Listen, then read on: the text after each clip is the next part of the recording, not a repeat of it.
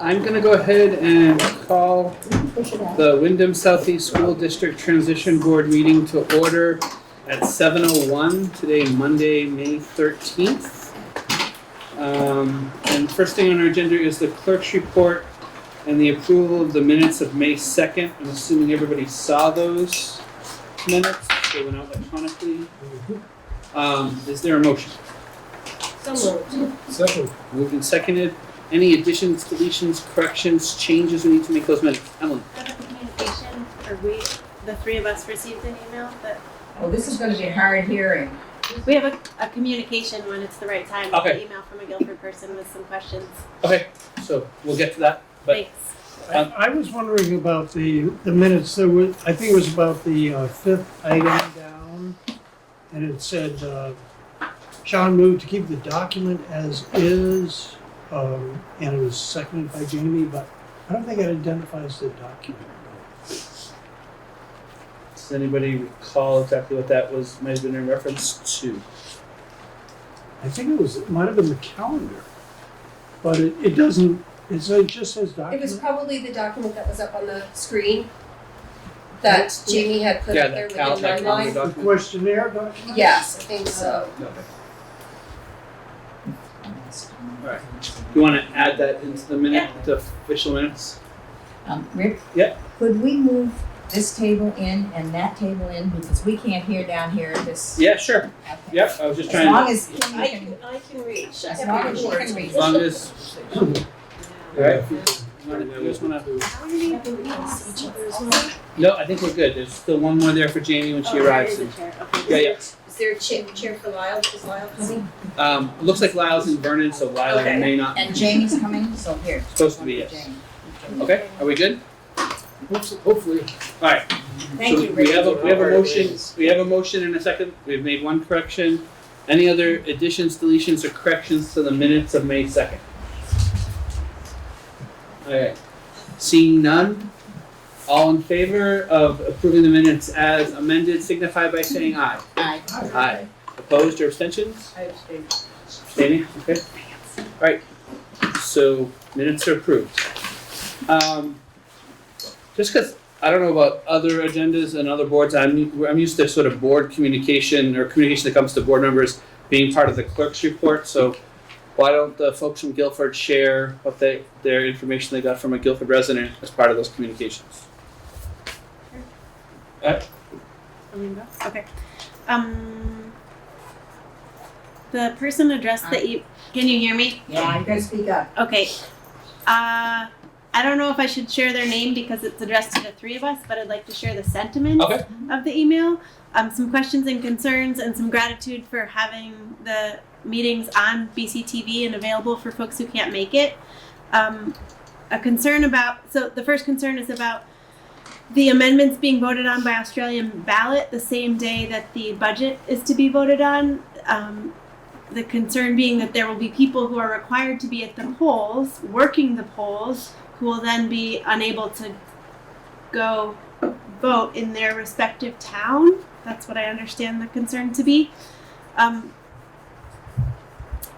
it also, I guess related to that, this person would like to see more time given to the amendments for the new board before they're changed. And then a second concern about board representation, likes the 222 model, feels that each town is unique and has its own issues and concerns, and that it's not necessarily Brattleboro against the smaller towns. I may be able to go along with a 3-2-2-2, Brattleboro being the 3, or possibly a 4-2-2, but would definitely vote against a 5-2-2-2. Also a request to the school district, to the WSESD, to post the timeline on the website. I don't know if that's happened since this email was sent, but now we know. Thank you. Thank you. Okay. Yeah. I think I received a communication from the same person, Me too. so. Yeah, I think I did too. Okay. Okay, so let's move to unfinished business, and the first thing on our agenda are the articles of agreement, and I know we really identified 4 articles of agreement that people had stressed were really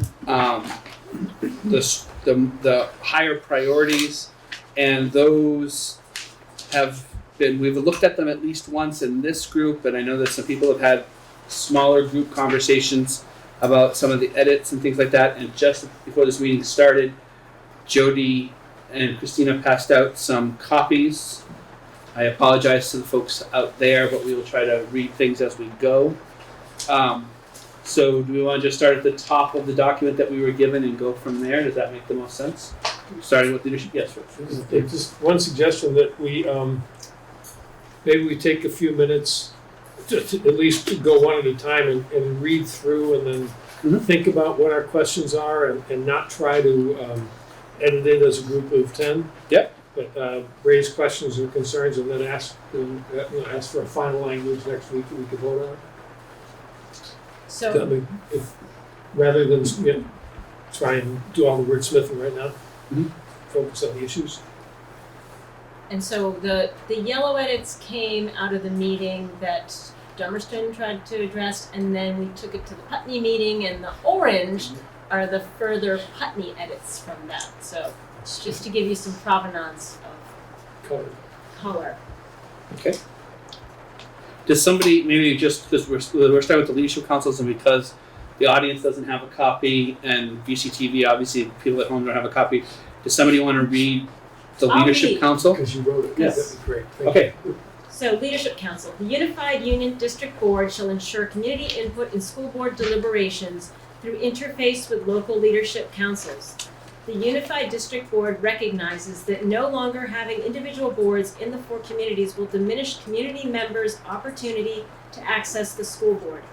To help mitigate this effect, school-based leadership councils will be established at each school during the first year of Unified District operation. Leadership councils will be made up of school administrators, teachers, parents, community members, and students when appropriate. The school principal shall accept nominations from interested parents, community members, and students. Teacher and staff members will be nominated by their fellow faculty staff members. Unified District Board members will rotate, and then either attendance at Leadership Council meetings or Leadership Council membership. Didn't quite think through that, so we put 2 options there. To increase connections between board members and all schools they serve. Leadership Council responsibilities will be guided by council interest and may include, laundry list here, supporting inclusive community engagement activities, communication of community values, expectations to board, establishing school-based goals regarding student learning and community values, reviewing student learning needs and progress measures, assisting in initial budget development, reviewing resource priorities, providing feedback on policies and procedures, providing input in hiring processes, supporting school and district communications, providing input on learning initiatives, grading, curricula, priorities, etc., coordinating local school committees and organizations, other responsibilities mutually agreed upon by the Unified Board and Leadership Council. So that's the leadership council proposed addition to the Articles of Agreement. Which article would that be inserted into this, excuse me? It would be its own article, because there's not an article in the Articles of Agreement that would give us to the AOE. There is not an article related to the Leadership Council, so this would be in addition to those Articles of Agreement.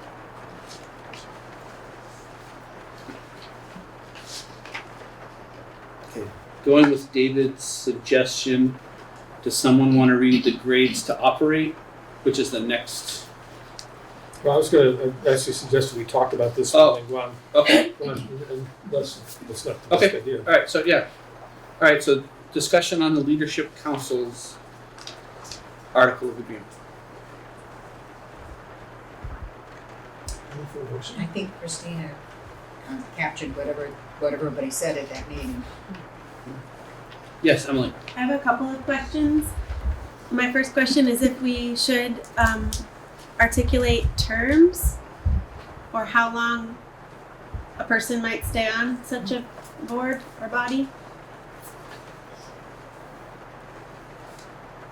Would that be decided by the individual school?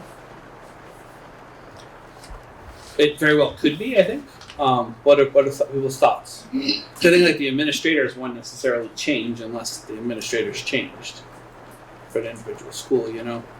I feel like maybe just because it's an article of agreement, and then if the school really wants to make it less or more, then you have to take it to a vote, and that seems a little unnecessary for something that's really just meant to be a vehicle that works for the schools and for the.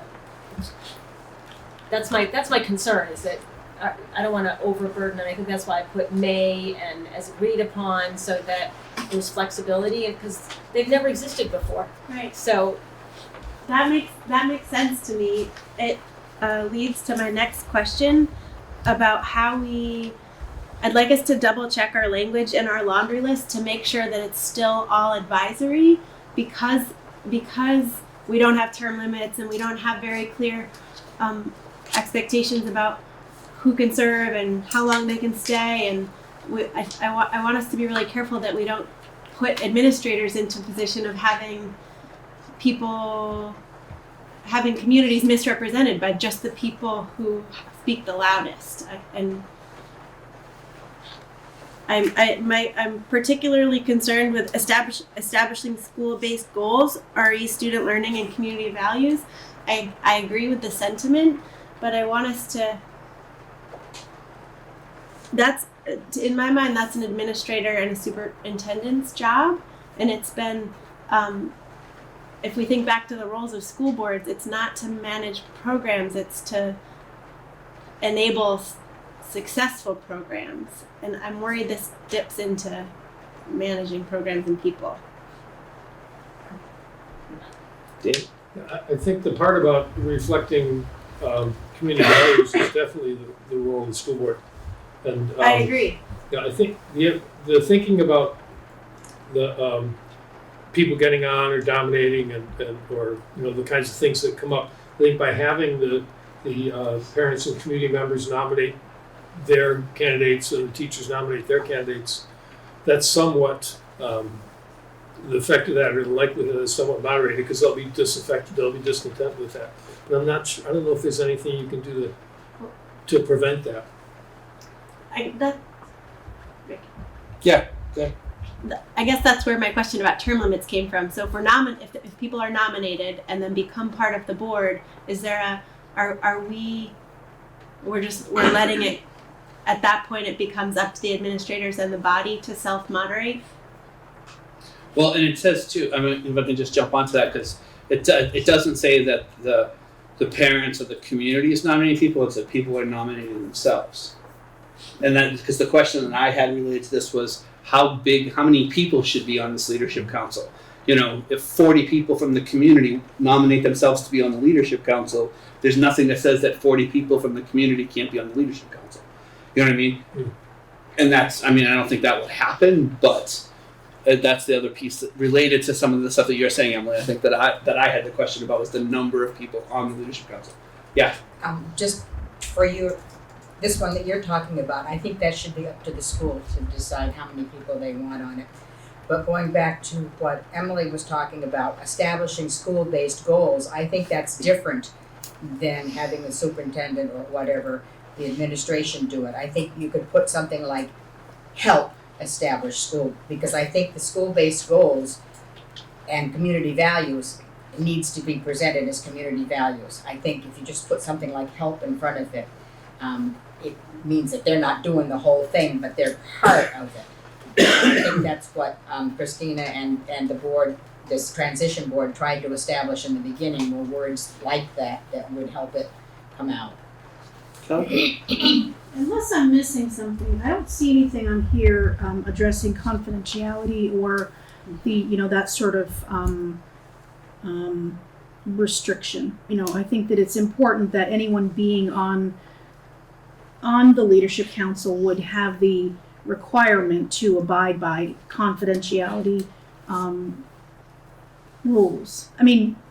Because they may have access to or be informing on some things so I don't know whether this is the appropriate time or where that would come in, but I think that's an important aspect. If it's a committee of the board, it's a public body, and so it's responsible for all the open meeting laws, and the administrator would be responsible for making sure that people understood that. Well, I just think back, like when we have the Guilford school boards, we have the executive session. So I'm thinking about along those lines that I just want to make sure that it's understood that there are some within obviously there are open meeting laws and they would need to follow whatever the law is, but if they are accessing or involved in any sensitive issues or that sort of thing, I think it needs to be addressed in some manner. Yes, But I don't think their positions or jobs are to handle sensitive information because they're not voted on by the public, so they shouldn't be in executive session. Right. And maybe they that's what they needs to be- shouldn't be handling. They're not handling staff discipline or anything like that, or student discipline records. So I don't know if there's any reason for that. Yeah. Back over. Well, just some of the reviewing student learning needs and progress measures. Input in hiring processes, if that is directly related to a teacher or staff. Maybe it is not going to be relevant, maybe it's not going to come into play, but I just want to make sure that that's not something that's lost because we're trying to do something that's important and we're trying to do something that's inclusive of members of the community, and it is a big task. I want to make sure that if anyone on this council is in a position where they are involved in anything sensitive or whatever, I don't know what the whole role will be. I don't know what the whole process or whatever they'll play. So I just want to make sure that that's something that's considered. Sean? Yeah, I'm just reading from, or looking at the Articles of Agreement that were sent to the state by the study committee. And it says the responsibility of the members of the Leadership Council to abide by the Code of Conduct adopted by the Unified District Board. So there would be this is not what we're dealing, this document is not what we're dealing with, but it seems like it's already been thought about and covered by the study committee. And then it also, up above it says that the members will serve for 1-year terms. The Leadership Councils in the original Article of Agreement did address some of the concerns that are being expressed right now. Christina? I was just saying we could add a line that said, school administrators will assure that a code of conduct is established and communicated to board members. The council. Council members, sorry. Yeah, just so we're not confusing. Yes, sorry. Well, and I think if I can say too, that one of the things that earlier when I asked about like how many people are going to be on something like that, Jody, you said, well, it's up to the school, but like it's up to who in the school? Because is it up to the student body in the school? Is it up to the faculty and staff of the school? Well, I'm So just saying it's up to the school, it's like the building doesn't make a decision.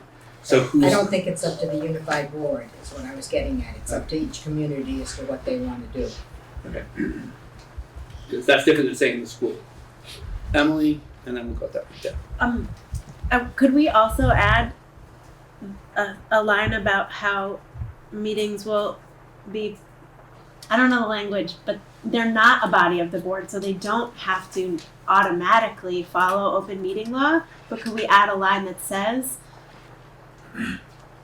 that the advisory council will use open meeting law? You don't have to. If it's created by the school district, it's a part of the school district, and they have to abide. They have to have quorums. They have to abide if they're going to. Well, I don't know if there are kind of actions they would be taking. So maybe They're not elected, so Yeah.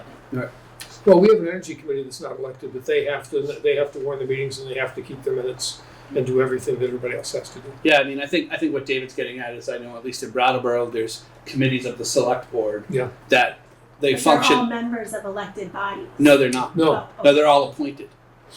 so still different. It is still different. Yes, because they're appointed by the, in that case, they're appointed and they're members of an appointed committee. Well, these are gonna be appointed too. But they're going to be appointed by the principal, which is different than by the unified board. My understanding from the Secretary of State, having asked this question about whether we had to do this, is if you're carrying on the work of the board, you have to follow open meeting law. So if you have been given a task that is going to supplement the work of an elected body, you're stuck with open meeting law. I think we should probably go with what the state recommendation is for this rather than have people follow open meeting law. That's going to create a lot of work for the central office to be posting all those minutes if they're just having a meeting where they're not accomplishing anything. You know, that's a lot of posting when you think about the requirements to post everything in the school, then on the website.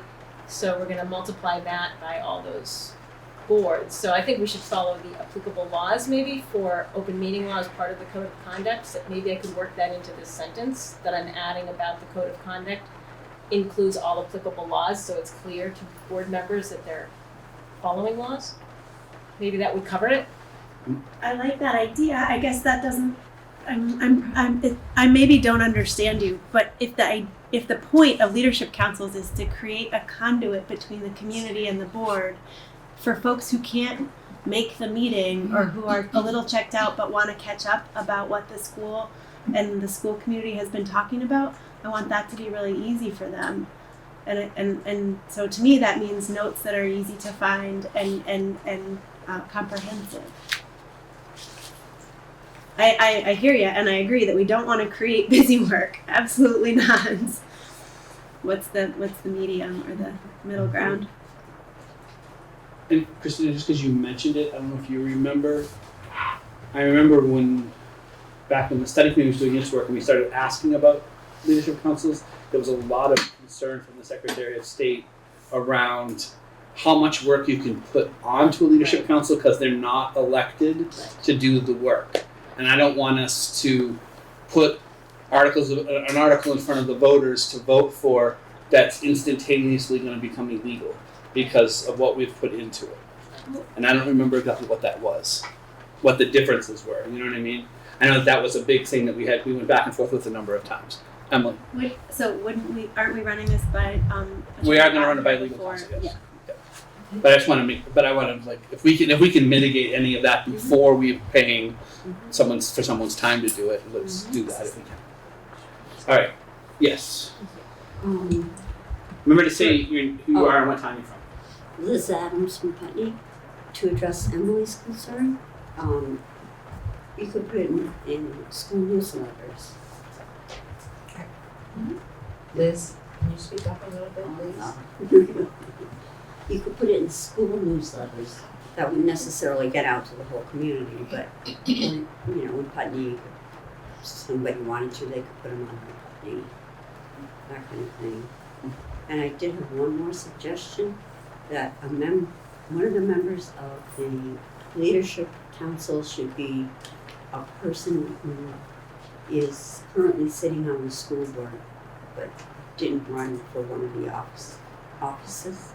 I think that kind of, at least for the first year, kind of like ease it in a little.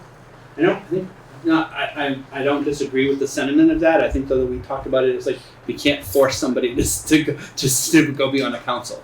You know what I mean? Right. You can ask, but you can't force somebody. Yeah. They listed everybody. Rick, did you have a hand before? Yeah, Rick Dummerson, and Kelly brought up a very good point about people showing up that has specific interests. An excavator that wants to put a bid in for a new job or something, and I'm trying to visualize what this board would look like. Is it who's going to moderate? Is it going to be the administrator? Do you know who's going to do that right now? Let's start at the top and then bring it down. And what kind of control? Is it going to be a public meeting? Is it just going to be the people that are on this board that are going to be the threads out to the community and gather the information to bring in? And then, this lady just brought up a very good point of some sort of document or whatever went on there. I'm just trying to figure out what is it going to look like. I understand you don't have to have exact numbers, but you're going to have some kind of control who's going to moderate the discussion and move the agenda along, or else it's going to be completely disorganized.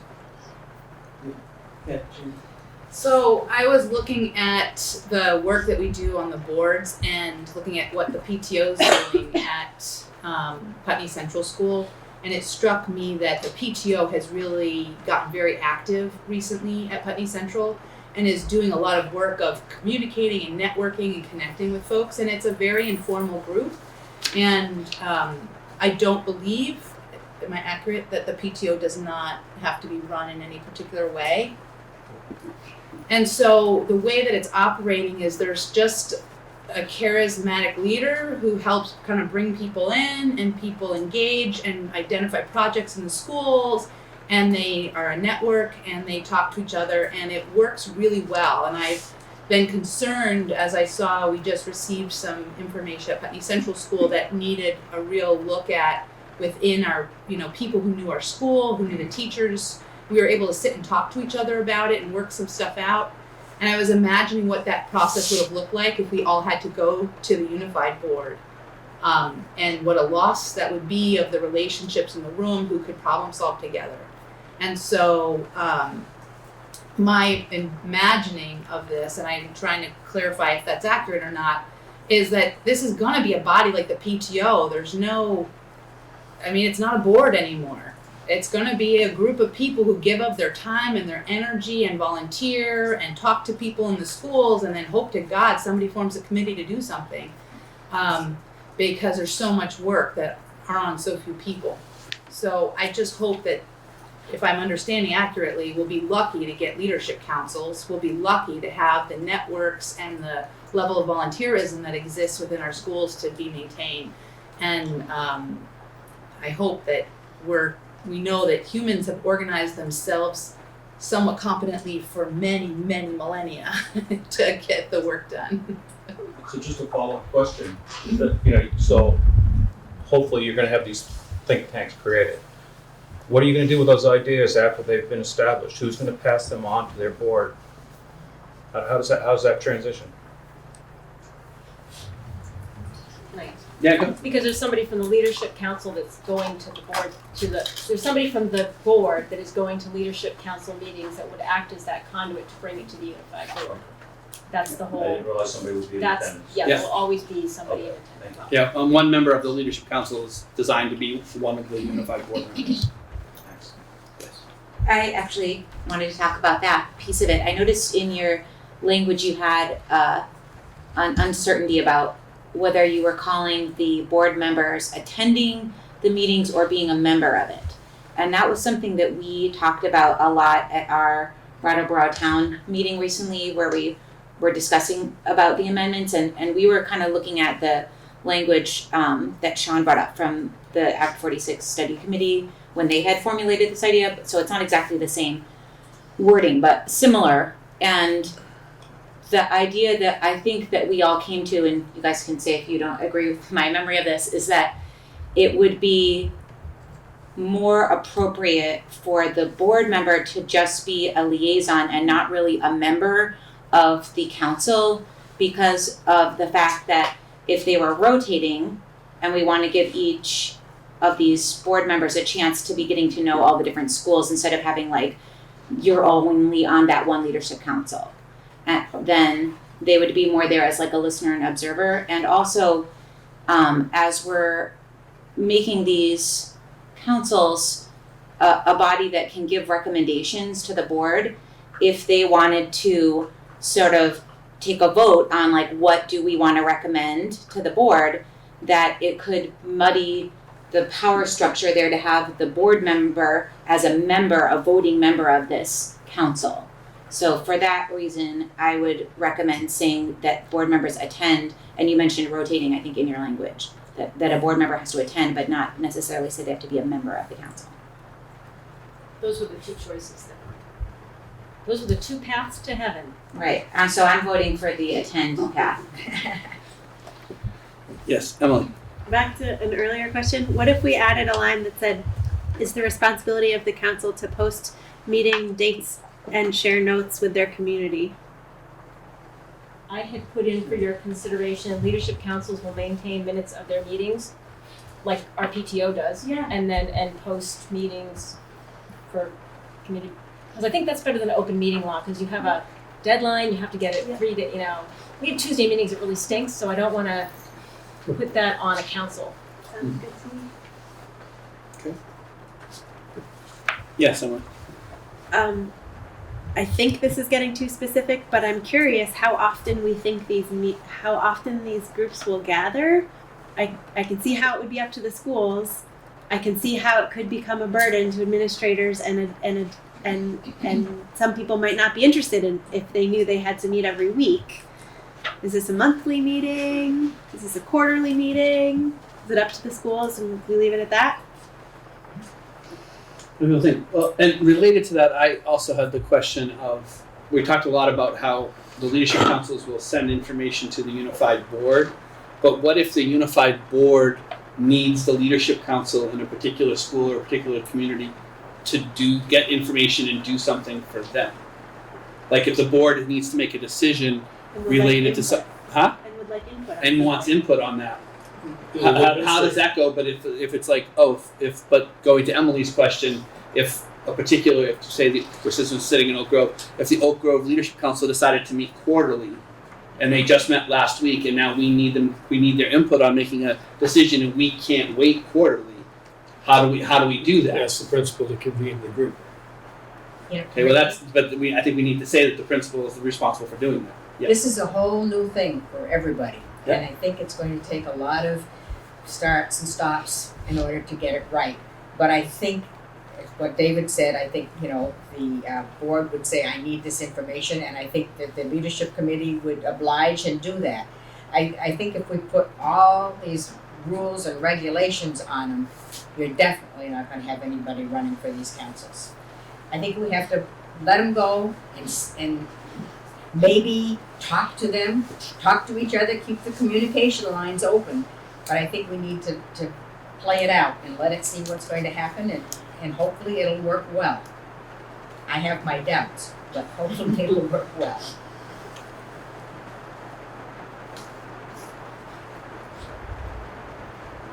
Other thoughts? Can we ask Christina to take this language and work on it and bring it next week? Next meeting? Next meeting, Thursday? Thursday, which is Thursday, yeah. There is no next week. Day after the day after. Oh, there may be there's Monday before the election. Can I just ask for a little guidance on the attendance at leadership council meetings, the Robin Morgan vote, or leadership council membership, if the transition board has any thoughts on or input on that? Robin Morgan. The attendance at leadership meetings, yeah, I think that seems to be the sense of most people. I'm Yeah. seeing a lot of nodding. Yeah. Okay. Great.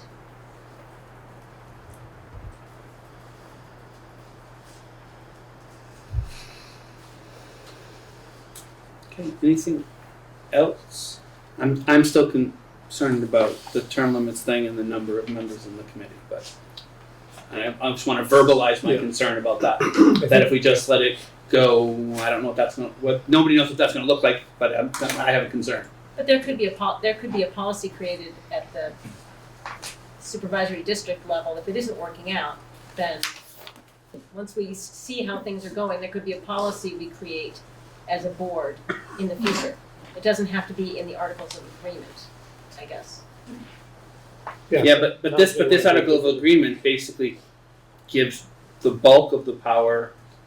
Doesn't give the power to anybody to do that. So it doesn't even give it that. It doesn't even acknowledge the power of the unified district board to do anything. Well, anything To tell them to ask them anything or do anything.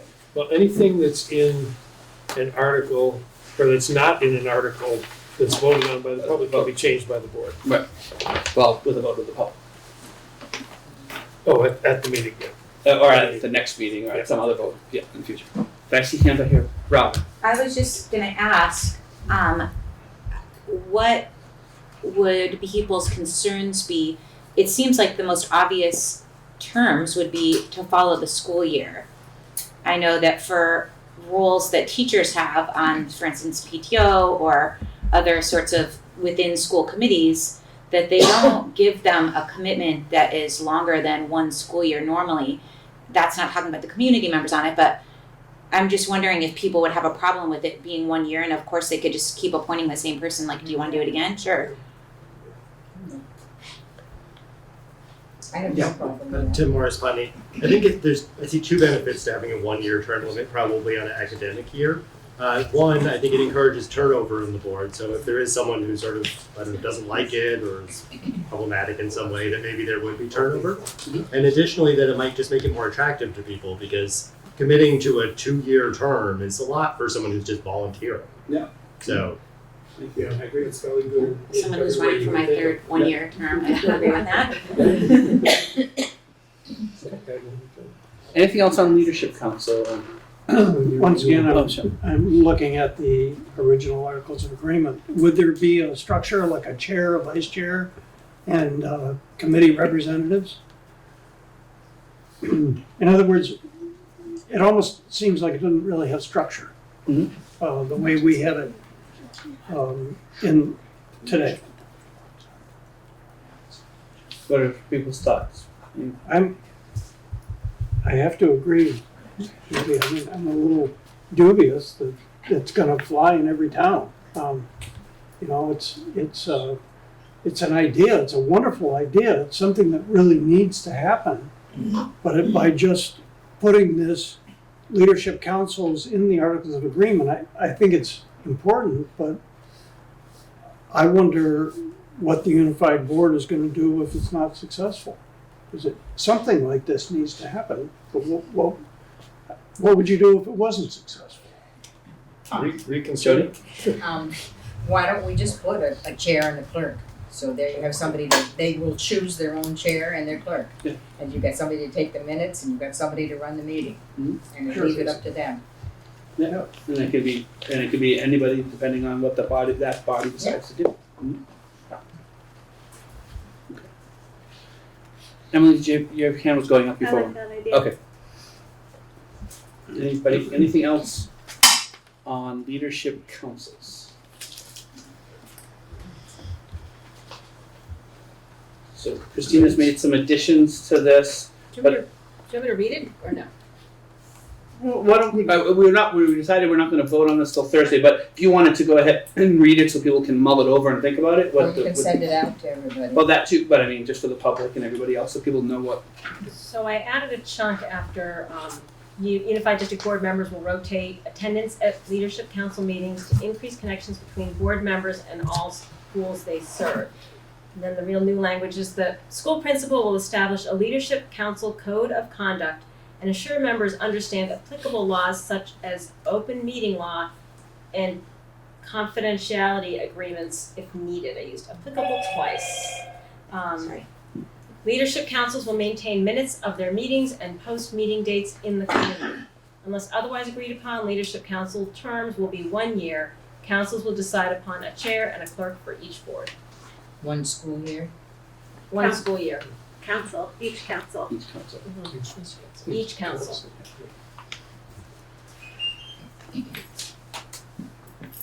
Did we put academic here? Put school year. Okay, school, did you put school year? I put Okay. school year. Okay. All right. Anything else related to leadership councils? Okay. So the next one, just in the list that we were given, is grades to operate. Does somebody want to read what's in front of us right now for folks at home and in public? I nominate Christina. Read it. I feel like I'm in third grade again. I was good reader. I can read the short.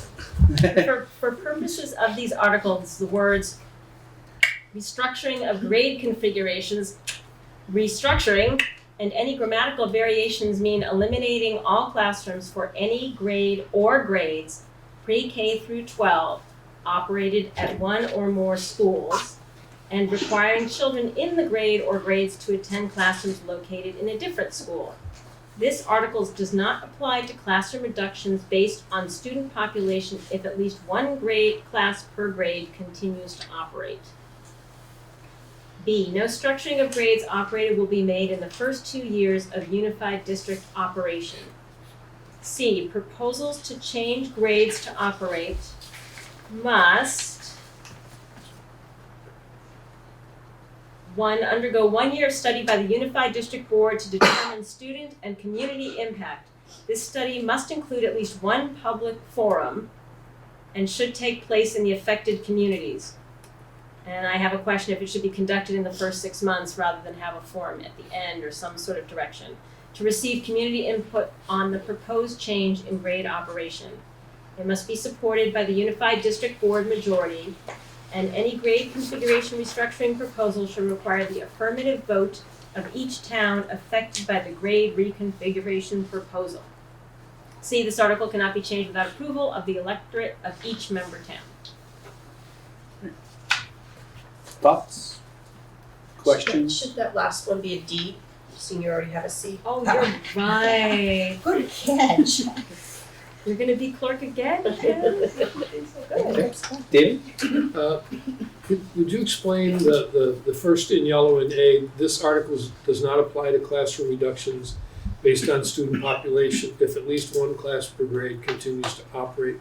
Just kind of say what that means, So this operating the school? was done to assure that occasionally you will have a large class in our smaller schools, and so you'll, like we had a time when we had from K through 3, we had 2 kindergartens, and then you've reduced it, and it's gone all the way through, right? And then you have to reduce Right. because the next year does not have Right. those students. We were trying to address these natural fluctuations in student population and what you do as a school to make it work. If you have 28 kindergartners, you might want to split them up. Yeah, I think that's something that's already done at the school Yeah, level. just- Yeah, but I think it was just Right. after the conversation we had before was putting it Yes. in to make sure that it doesn't get lost. That somebody doesn't say that you're reducing a grade when you're actually not reducing an entire grade level, you're reducing a classroom or adding a classroom for that matter. Right. Thank you. Emily? This might be moot. I think, Lyle, you can help me. In the past, like a while back, there might be really small cohorts and we would run a 2-3 mixed age group. Sometimes. Does that still happen? Or could it still happen? It could still happen, it hasn't. We generally haven't had such small cohorts that we would want to do that. Yeah. It's, actually, I brought copies of how many we have per class, and pretty healthy with one exception. I guess I wouldn't want the greater community or the board to decide for the school, but I could imagine the administration at the school and the central office deciding that what might be best for a couple of cohorts would be to combine, and I would want that to be allowed. I don't know what other people's thoughts are or how we could make that possible within this language. But you wouldn't be eliminating a grade, But you'd you'd be combining Okay. them, you still have 2 and 3. Yeah, but I think the language says at least one class per grade. So that if you combine, say, 2 and 3 into one classroom, yes, you're still operating a second grade year, but you're not operating a class for each grade. Right, no, I think you are operating a class for each grade. If They we just- say where that's they're what we mean. physically meeting. I mean, maybe I could clarify that a little, but that's the Including- idea, that you're It's operating really two grades. Yeah, I think we should Combined, clarify that, just so that, I mean, I think we all understand it, but 10 years from now, if none of us are still around and somebody else is reading this and they Including go combined very grades. specific, it could be a problem for somebody. Yeah, good point. Any other thoughts related to grades to operate?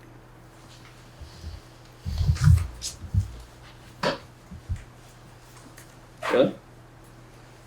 We good? Jody? Well, I was just thinking of what I think Guilford said the last time about something, and it may not have been this particular one, but the fact that they didn't feel that 2 years was long enough to make a decision about how things went, and Guilford wanted 5 years and things. And so I just wonder if we should change this to the first 5 years rather than 2 years. I think we were talking about the school closures, but This is similar, so that's why I was similar. questioning it. Because I thought your comments were good on that particular basis, that we're just getting started in 2 years. And this says that the unified board and the vote at each town needs to vote in the affirmative to make a change. Yeah. It's a majority in both places, right? But that's not, I just want clarification on the voting. It's not a combined yes or no, it's each town has to say yes or no. Yes, So not fully. the town that's it's in. Right. But again, I mean, I just have to voice where, you've got a small town and holding hostage, the rest of the towns. And I have a bit of an issue with that.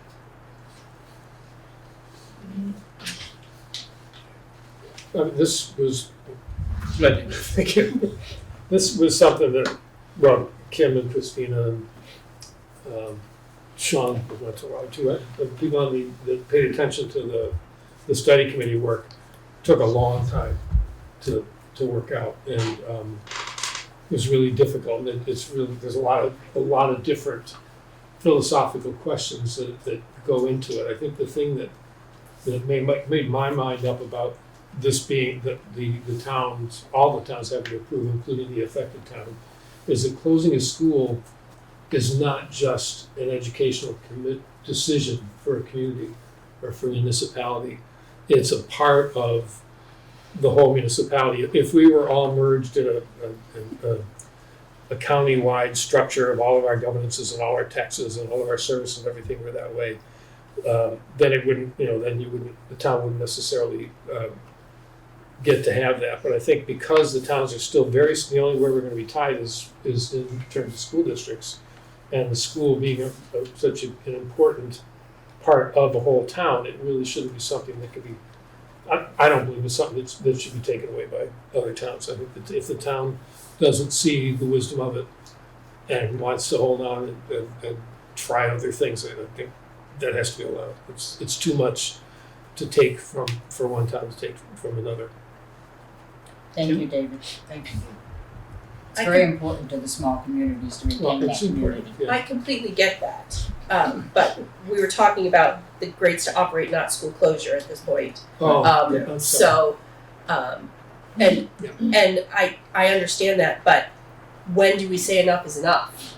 If it's, 10 years down the road and still an issue, with the grades, but the town is saying, I don't want to close that school. When do you say enough is enough?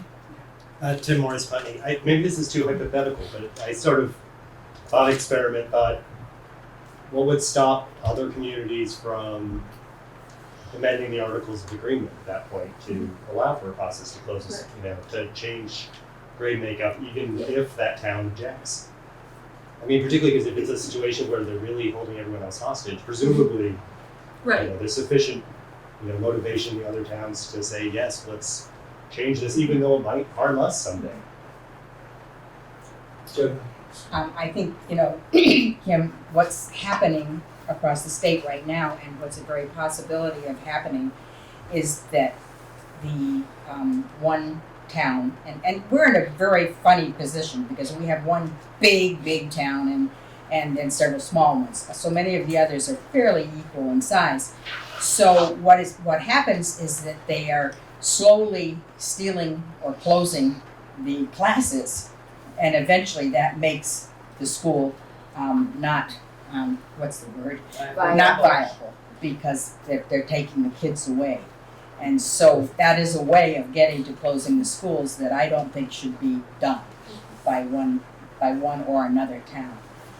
If we were all really very much equal in size or whatever, it might be a different feel, but it is not that feel the way we are now. And it's not Bradford's fault.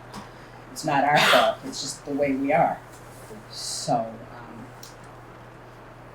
that's what I thought.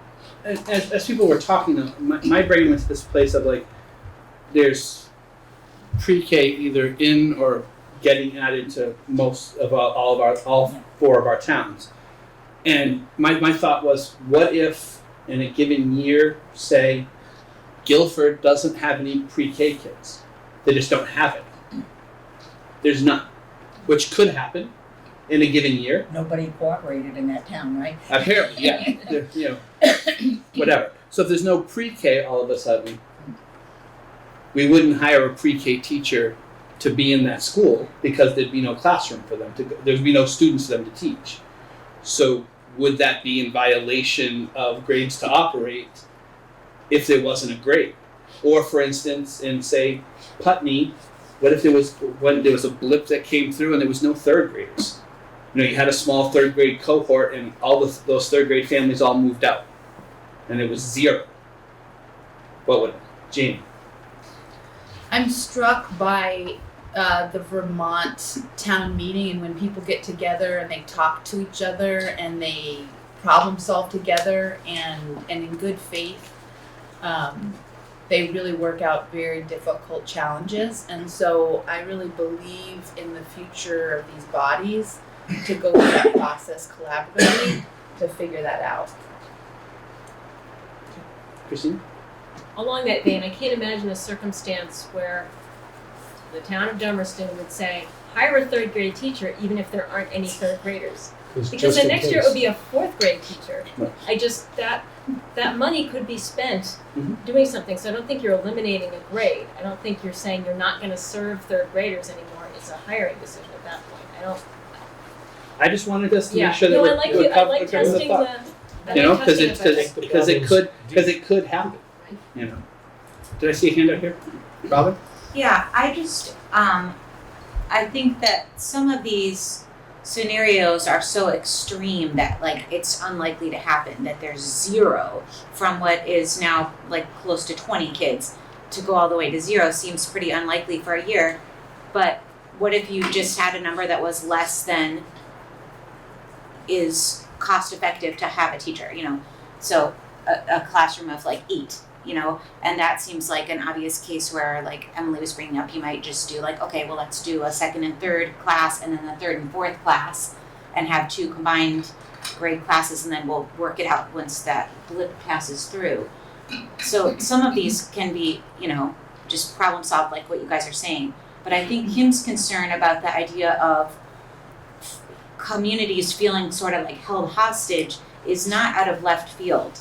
Because if we look at very recently in our towns when Vernon wanted to leave the supervisory union and it required by the statute a yes vote of every single town, and Dummerston voted no, that was 100 people voted no in that town, and that affected a whole nother town's path and was against the will of all the voters of the other towns.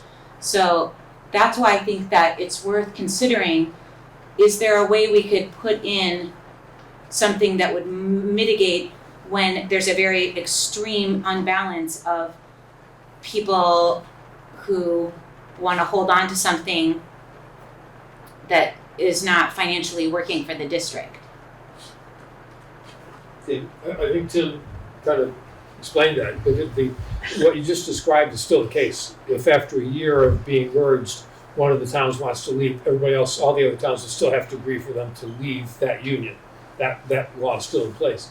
But in a situation where, like you just described, which is not leaving the union, it would be up to the district, the district itself, the voters in the district.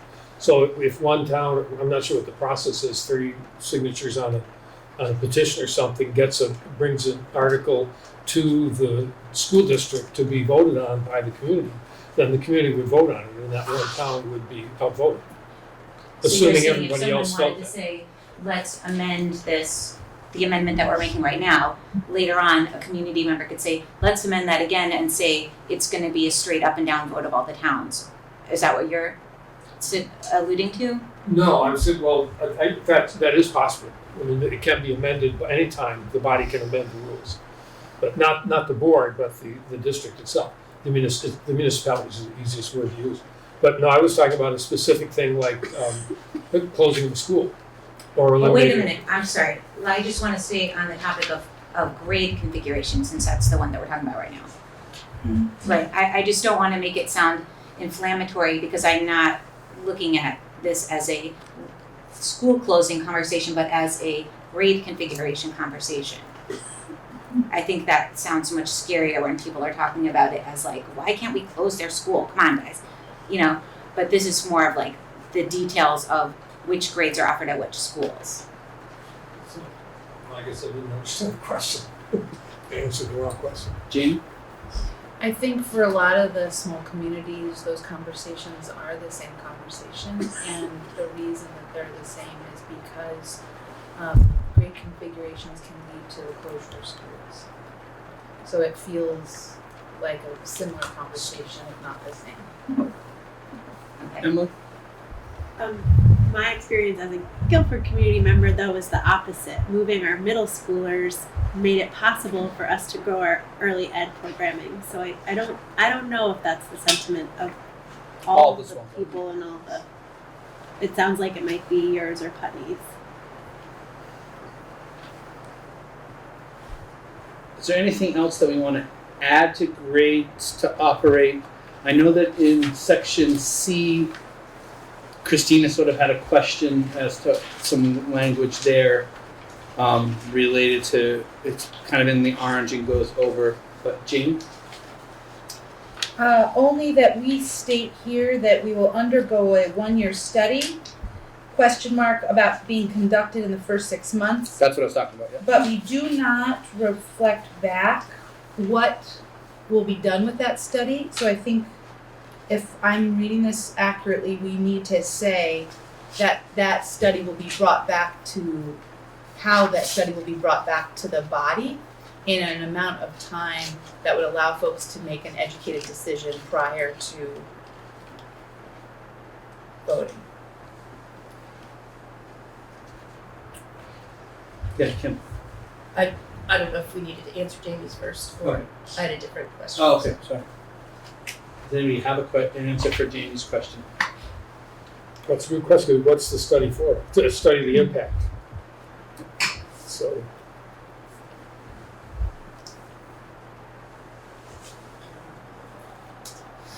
I would suggest that we have a 1-year study and that a report is compiled within blank time, 1 month, 2 months, 3 months, and that report be presented, and then we can figure out how, with at least 30 days prior to a called vote.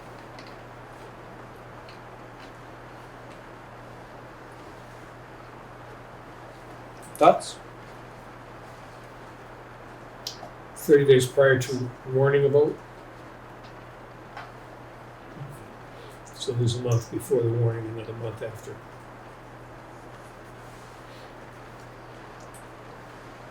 So reported 90 days. Any other thoughts on Jamie's question and answer? Yeah. Do you have a response to that? No, you have another question. Yeah.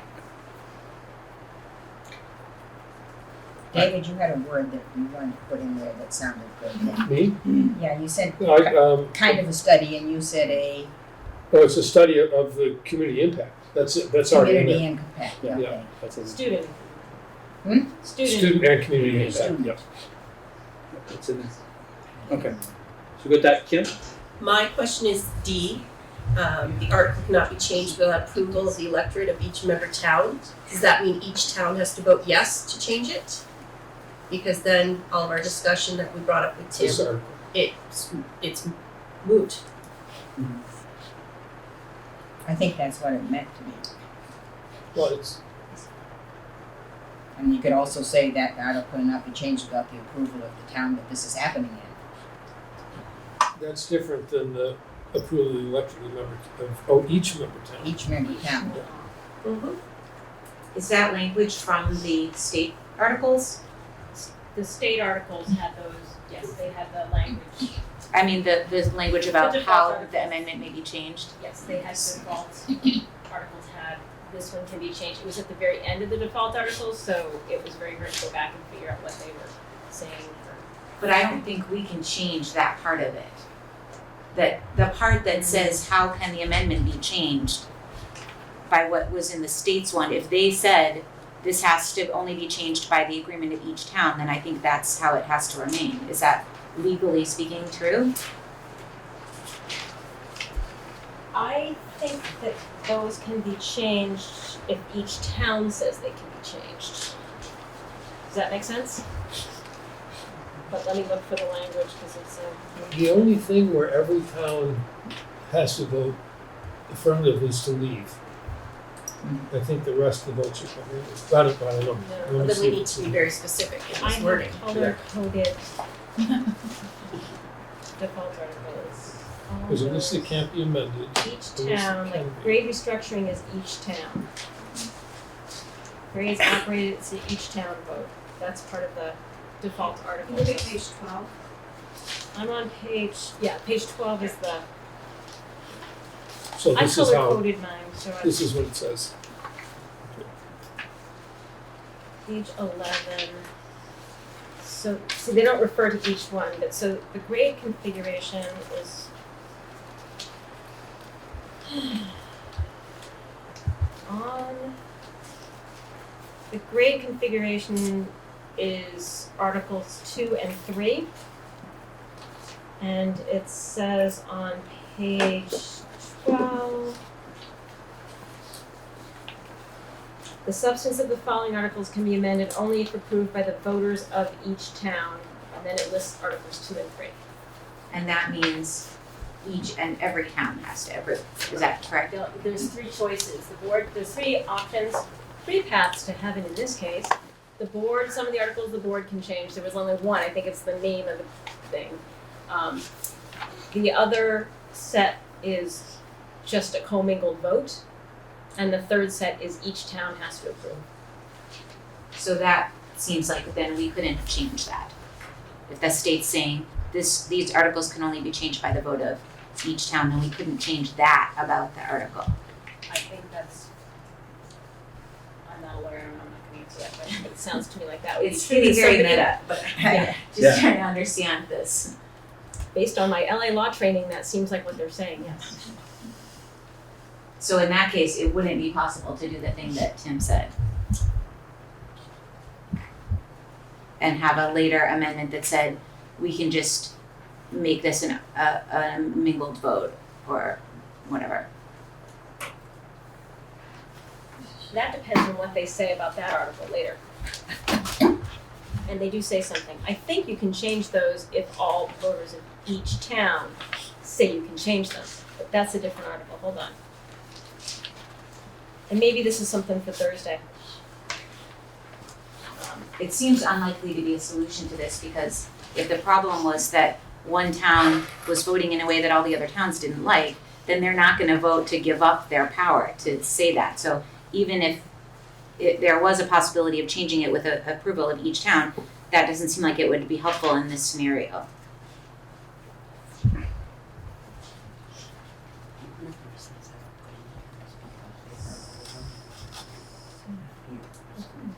I'm not arguing that it shouldn't be in there, I'm just saying, let's be You guys, can we not have truthful a about what's- conversation?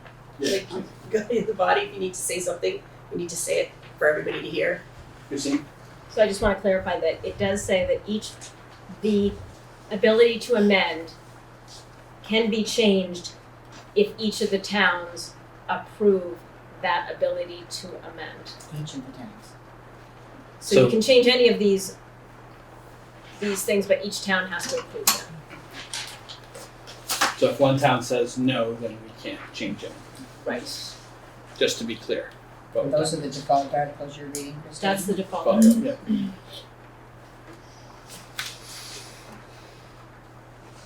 Okay, so anything else under grades to operate?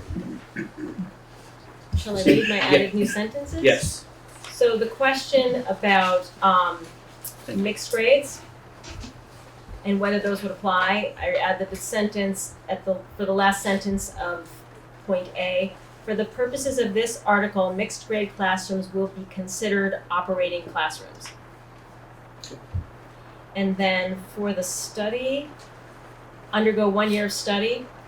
This study will result in a report to be compiled within 3 months, and that report is to be presented to the electorate at least 30 days prior to warning a vote. Okay. Jody? Did we change the 2 years to 5 years or not? We talked about it, I brought it up and we talked back and forth. That we didn't make a decision on that. That came from Guilford. Do you guys have a feeling one way or the other? That was what Jody asked, but we never really answered it. I don't remember if it was the grade changes. I think it was certainly the closure of schools, but I would say that it if you wanted the grade changes to be less than 5, I would say I would think not less than 3. My concern is that, I mean, look at all the work we're taking to try and create this, and how long is it going to take before we flesh out all the sort of bugs and stuff? And I would be concerned that something doesn't work and we don't try enough and we just jump to a closing a grade or something. I mean, I would want to give it enough time to sort of work its way through. So I would say grades to operate, I would say not less than 3 years myself. I mean, I if anyone feels that 5 is too long, that's No, not too long, I feel 5 is upcoming. Ricky? Yeah. The only problem, I think, with setting up things like that is, if we have all these strictures, it's going to take away flexibility in the future. So whatever we face in the future, if we have no flexibility, then that's might be a pretty uncomfortable place to be. 5 years is quite a bit of time, and you could have a pretty big financial implication of a 5-year wait. Jody? Well, I'm thinking down the road, you've got these 8 members trying to bring this all together and trying to work this all out. And I think it's going to take a few years to work out, as Kelly said, some of the bugs. So giving a certain amount of time, 2 is much too few in my mind. So they were suggesting 5 for the closure, and I just thought that 5 for this would be equal too. I've been watching what Wyndham Central's been going through, and they haven't even operated yet. I mean, they're still going through all kinds of things, and they haven't even started operating until July 1st this year.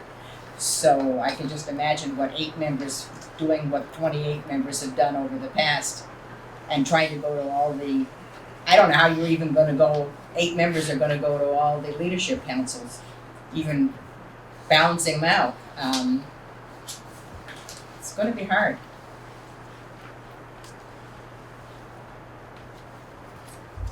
Other thoughts?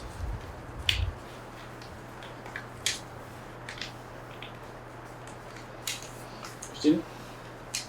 I feel like if we're gonna leave it up to a town vote, that 2 years sort of, I'd be up for 3 years, but I think as long as we're keeping the town vote in there, it might be something that the town wants to do. It might be like, hey, let's move the pre-K, whatever. There might be something that people want to do. Yeah. And so 5 years seems like a long time to me, actually, as a person from a small town. So I think as long as the town is voting for it, that's really The crux of the whole thing. that's far more important than How many years? if there's a great idea. So, what I'm hearing is 3 years. How does that feel to everyone on the transition And board? it's just the next 3 years. Yeah. After that No it's open. restructuring of grades will be will be made in the first 3 years of the unified district operation. So can we? Does that everybody seem okay with that? Looks like 3. Looks like 3. Okay, cool. So we'll change that 2 to 3. All right. Anything else under grades to operate? All right. Seeing none, we are moving to closure of schools. Are you going to read to us again, Christine? Just that. Closure of schools. A, no schools may be closed in the first 5 years of unified union district operation. The new union district shall not close any school building conveyed to the new unified district by a forming district or cease using the building to provide direct education in at least one grade, pre-K through 12, unless 1, the Unified Board undergoes 1 year study to determine student, and then there's a question I have, how to address quality student experience, particularly travel and time and participation for low-income students, and community impact. This study must consider the impact of transportation time and costs and include at least one public forum conducted in the first 6 months, question, to receive community input on the impact of school closure. The study must consider how changes might affect students' access to school activities, which it kind of says there before. And then B, how does a report come back to the community prior to a vote? So I think we kind of talked about that. I could copy that language. Be supported by the Unified District Board majority, and the closure is supported by a majority of the voters residing in the town in which the school is located and each town impacted by the school closure. C, this article cannot be changed unless approved by the voters of each forming district. Thoughts?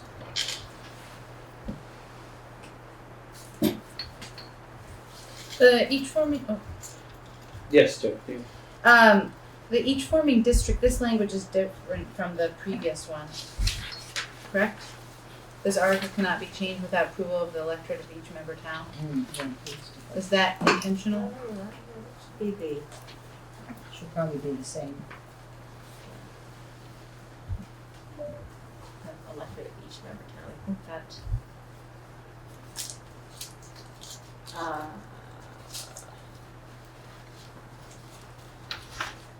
Forming district or member town. I prefer the language prior because when I read this as somebody who's new to this process, it is not clear to me what each forming district means. Okay. That seems like a good one. And at some point in the next 5 years, it will no longer be a forming district. In theory, it will have been a formed district, so. Well, it was originally forming. I think I cribbed this from the original articles, so. Well, somebody's gonna have to go back and do some research. Who was the forming districts? Exactly. You'll be able to tell them, Jody. I won't be around. Right, any other thoughts on closure of schools? This article of agreement.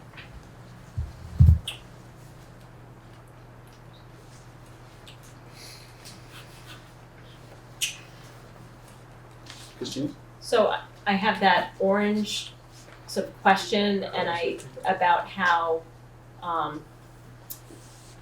like the things that will be, because if you're talking about closing the whole school, then where will kids be going? What will be the travel time? How will that impact parents who have to go to activities if it's now in Brattleboro, whatever, and you live in Putney or whatever? So I have that sort of in parentheses, so I was gonna weave that in if that seems to make sense to the board. The particularly student experience, travel times. Yeah. Practitioner for low-income kids, yeah, absolutely. All right, I think it's good. Yeah. Any other thoughts? Yes, Jamie. I wonder, could we include things in that rubric? I see travel time. I'm wondering access to food program services. I've heard there's an example now of one of the communities that is bused to, is it the high school, who arrives after breakfast, so they can't access food in the morning because their bus arrives after. And so that means that low-income students from towns further away don't have access to a meal before they start their school day. So I'm just wondering. I think that was like there was some days where that happened, but it was an individual day, like weather related, that kind of thing. But I don't remember that that's not a regular thing. I know the Dummerston bus was really late for a long time. The Putney kids were not getting breakfast most of last year. Really? Yeah. So I wonder if we could include in the rubric access to food, travel time, and particularly my sense is when I'm thinking about the stress on folks, it includes the amount of time of movement of their students plus the cost of gas money. and I'd be open to other things that are also stressors.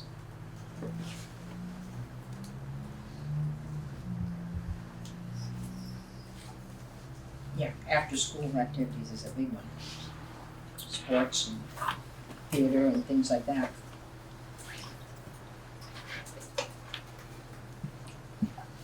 Cause I don't think there's late buses, are there?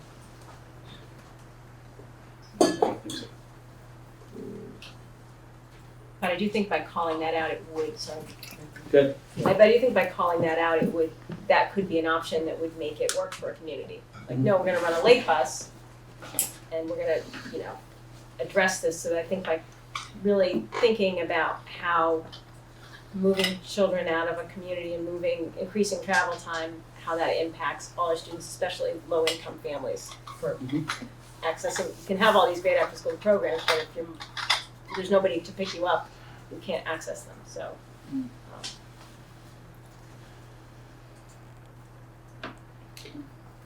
Other thoughts related to the school closure article? Yes, Jane. I think we agreed that we're gonna take the language from the grade closures to talk about the report and how it comes back. Yeah. Yeah, we're gonna do that.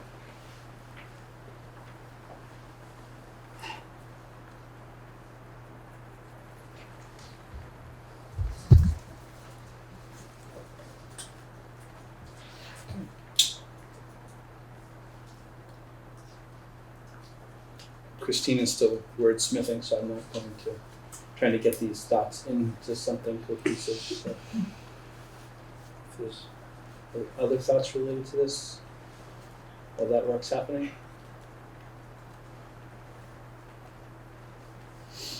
Yes. Tim Morris Funny. This may sound like a ridiculous suggestion, but just for people who might not get it somehow, like I didn't, what about adding the word individual after, so each individual town, when you're talking about what can be amended?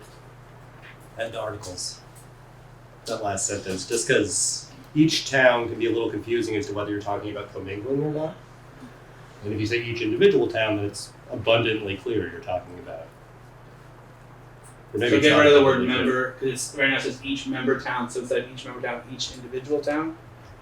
Is your thought? This is the problem, we don't have any paper. Sorry. That's why I Just wanted, add individual. There you go. You don't have to eliminate. Somebody can make Right. copies or each individual member town? That would probably be what I would suggest. Okay. for each individual member. Each individual member. So it would be Article D under grade configuration. It would be it would be C under school closures. It would say the article cannot be changed without the approval of the electorate of each individual member town. How do people feel about that? Sounds good to me. Sounds good? Okay. Thank you. Thank you, Tim. Okay. All right. Okay, I have it. You have it?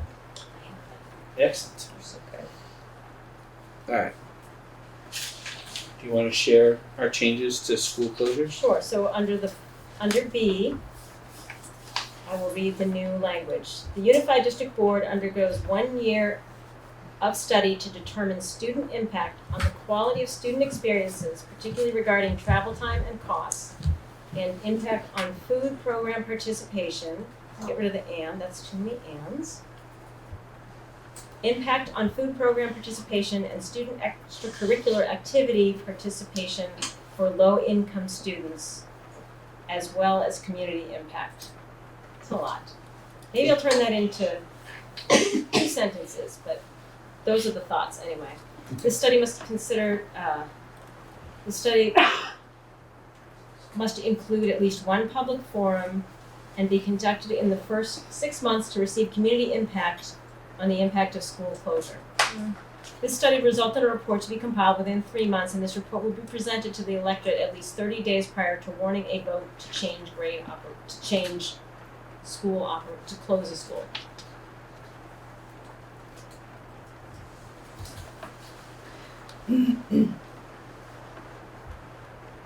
Okay. Jane. I was after. Thanks. I like that. And circling back to something you said, Christina, about how the public forums and community input might surface challenges. So far all the language that I hear is about identifying challenges, and I'd love us to add something about the responsibility to problem solve those challenges so that students may be successful. I think we're setting it up to fail if the year of study is to identify all of the problems.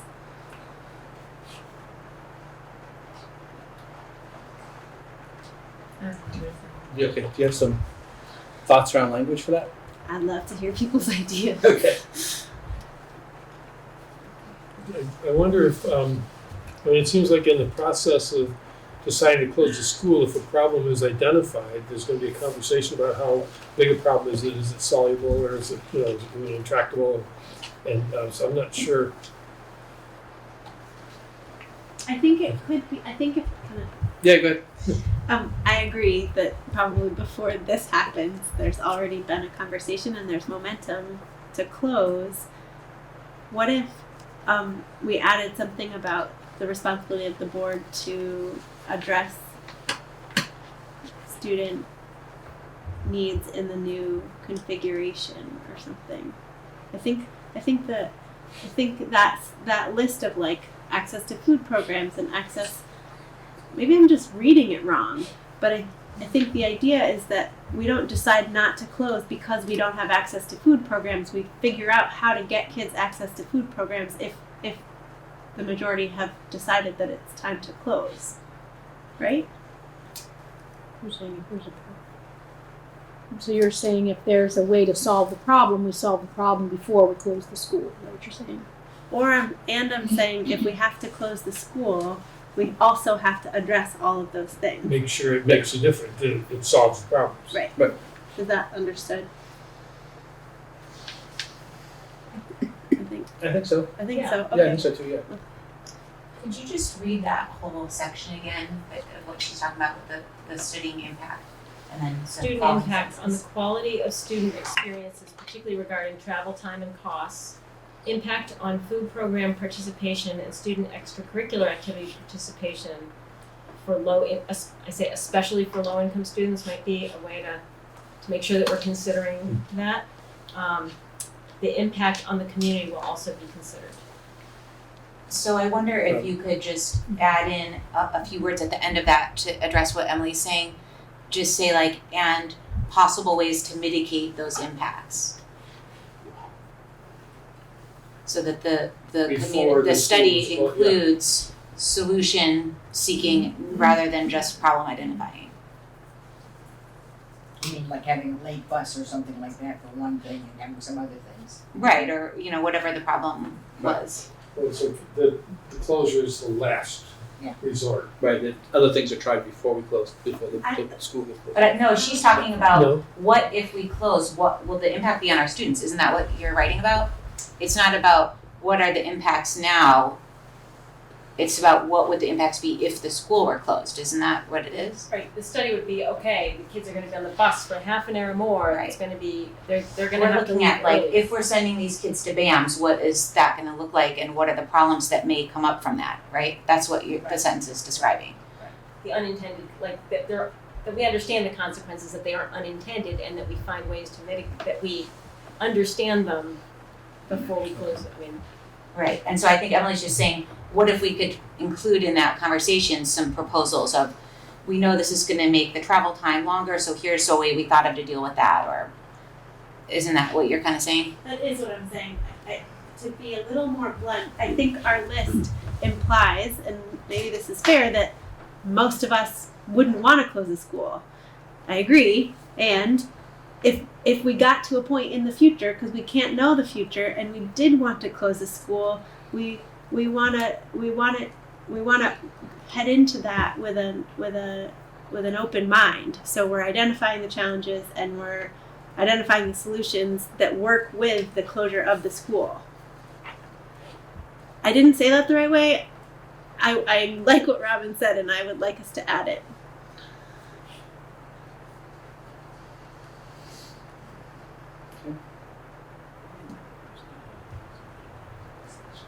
We'll try and work on that and bring it back rather than trying to do it. Yeah, I'm just a I little guess bit of a I'm- loss, 'cause I think let's that's kind of it's like a study that's looking at it, so I'm like trying to think, like, to me, that would be like, well, it's gonna be 15 more minutes, but we're gonna do this. I think that's what would be involved. Like, to me, that's like what a board does. I'm happy to come up with a language that's just like, that's what a board would do. You know, like, well, this will, it could increase food participation, you know, and that would be a good thing, you know, but just making sure that if you're changing something, that you understand the impacts of what you're changing, and I would assume the board would try to work on that, but I'll try to think of some language versus eating up the whole night. Jamie, do you have something completely different? It might be resolved with the addition of especially, but I really want to name that we need to look at our most vulnerable kids. I also want to make sure that we're looking at, so maybe especially, For it was the way to address it, but I was just trying to figure out how do you make sure that we're looking at the impacts on all children and, honoring the fact that vulnerable families will have the brunt of. So I don't know if that's already addressed with the addition of especially. I'm changing now to especially for the most vulnerable students, because I realize it's multiple Kinds of potential things. issues. It doesn't just income.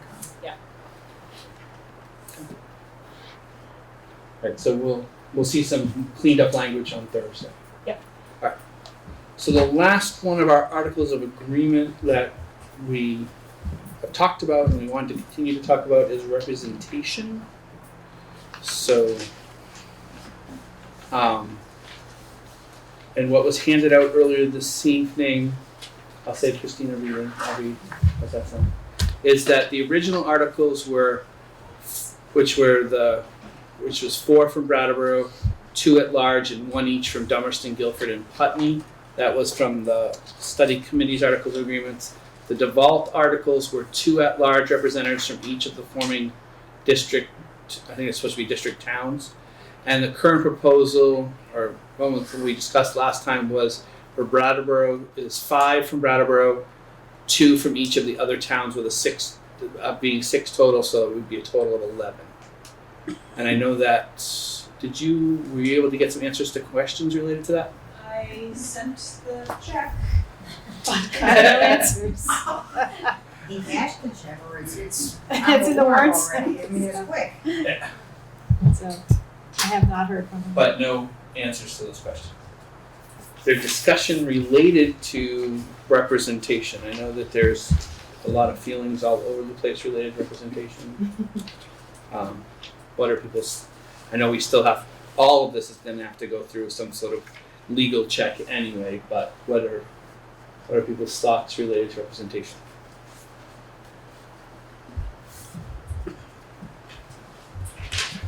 Yes, Jim. I like the 2222, and I like David's comment at the last meeting about that. I think that will require people to really work together on something. I think that was David's comment last week. And I think that's true, because there's no one overall, I mean, we've already seen, maybe Guilford and Dummerston don't, I don't think we all agree on the small towns even, whatever. I think this board, I'm not gonna be a member of it, but I think this board really needs to look at everybody as their children, which is what we've been saying all along. And it's not a Brattleboro, Dummerston, Putney, and Guilford, it's one unified board. And I think looking at who's running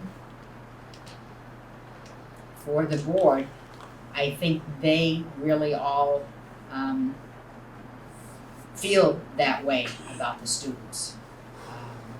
And the conversations is what's going to be important between the board members and between the leadership councils and everybody else, to have the open communications between what is really needed. I think most of the people, and I know Brattleboro's afraid of they're vulnerable because they have so much a percentage of vulnerable people.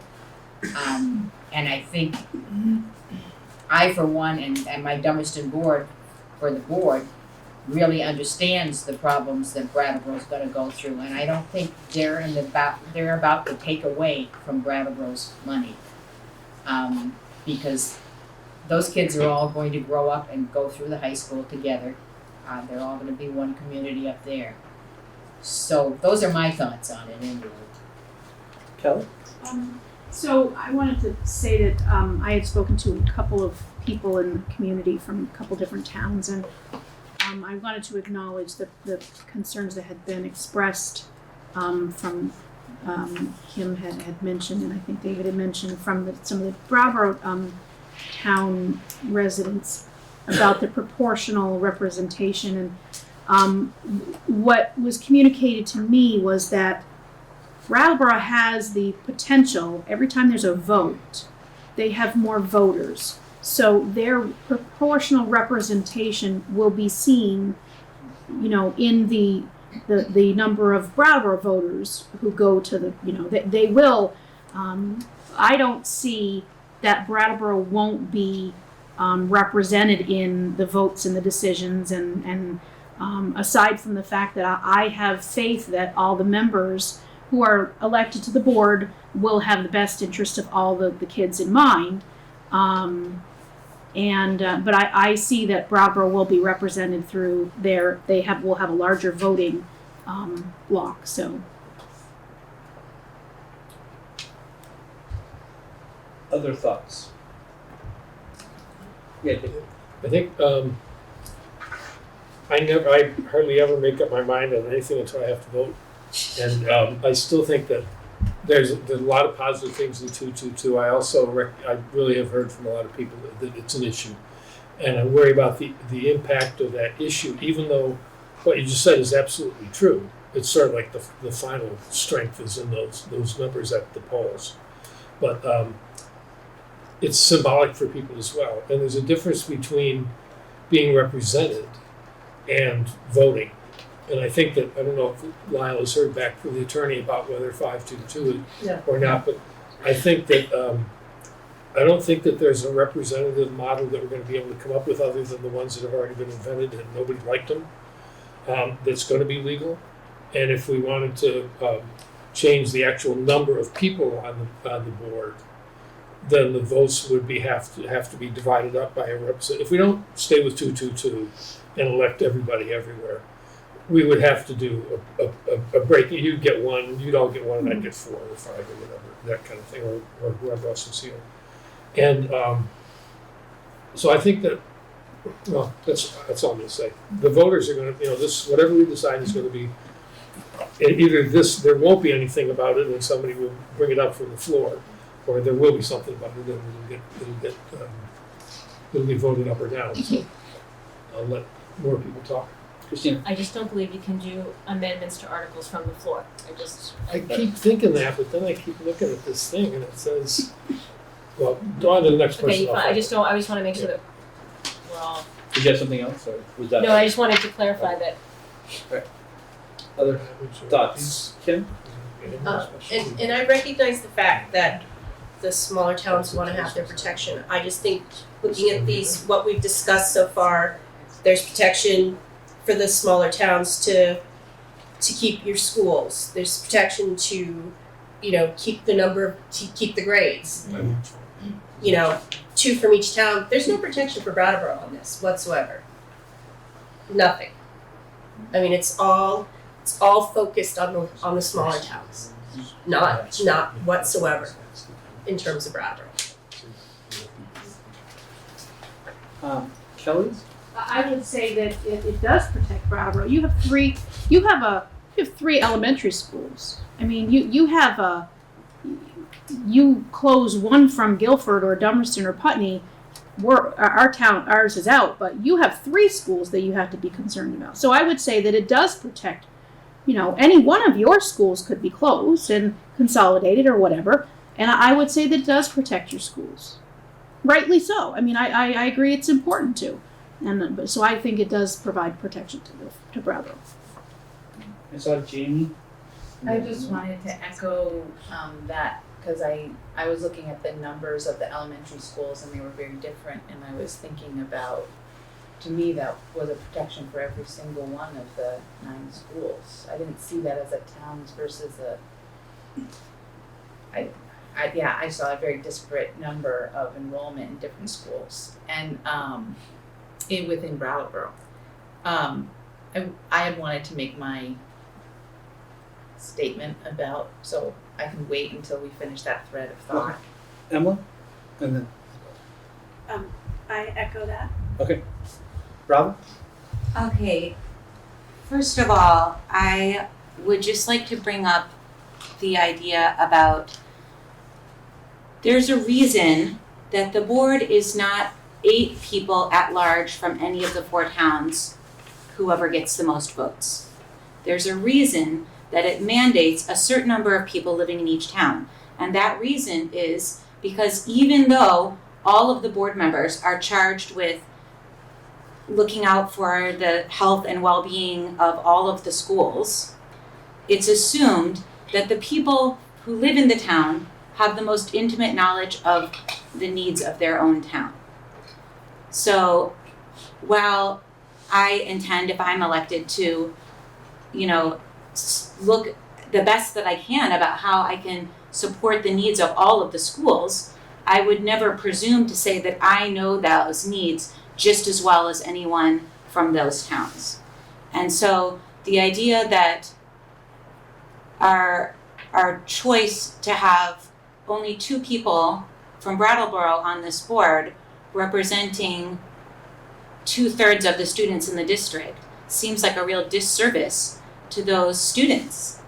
And I think it's a really inequitable way to start off this relationship, as we've already seen that we are leaving it up to each town whether they want to close their own school.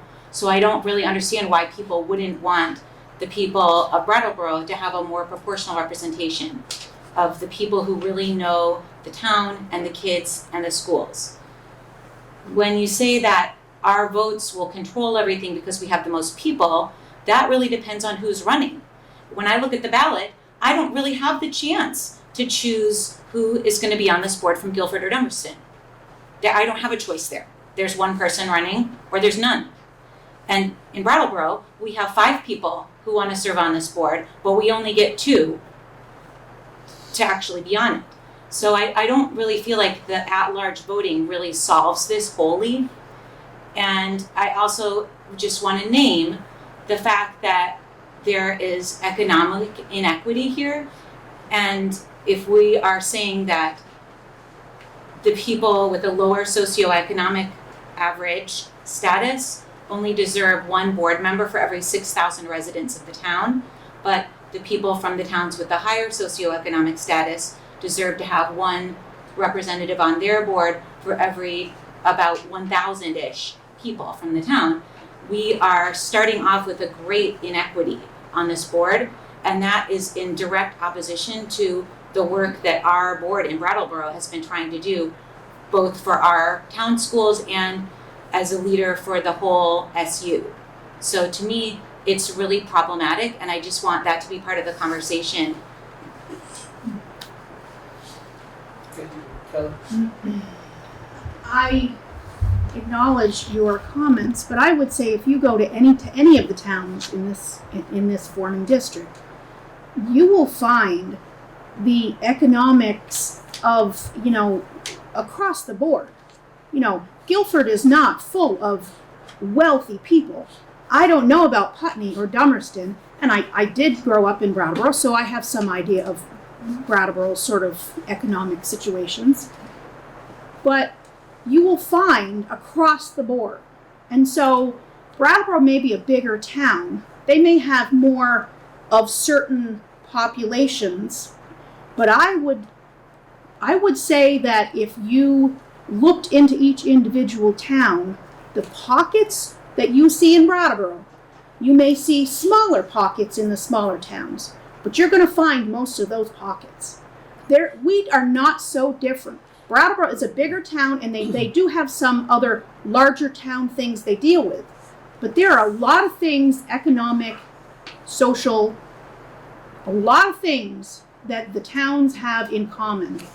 And I'm not convinced that having 4 people on the board from Brattleboro is going to inform the board anymore about the dynamics of Brattleboro, the needs of Brattleboro, than two people would be.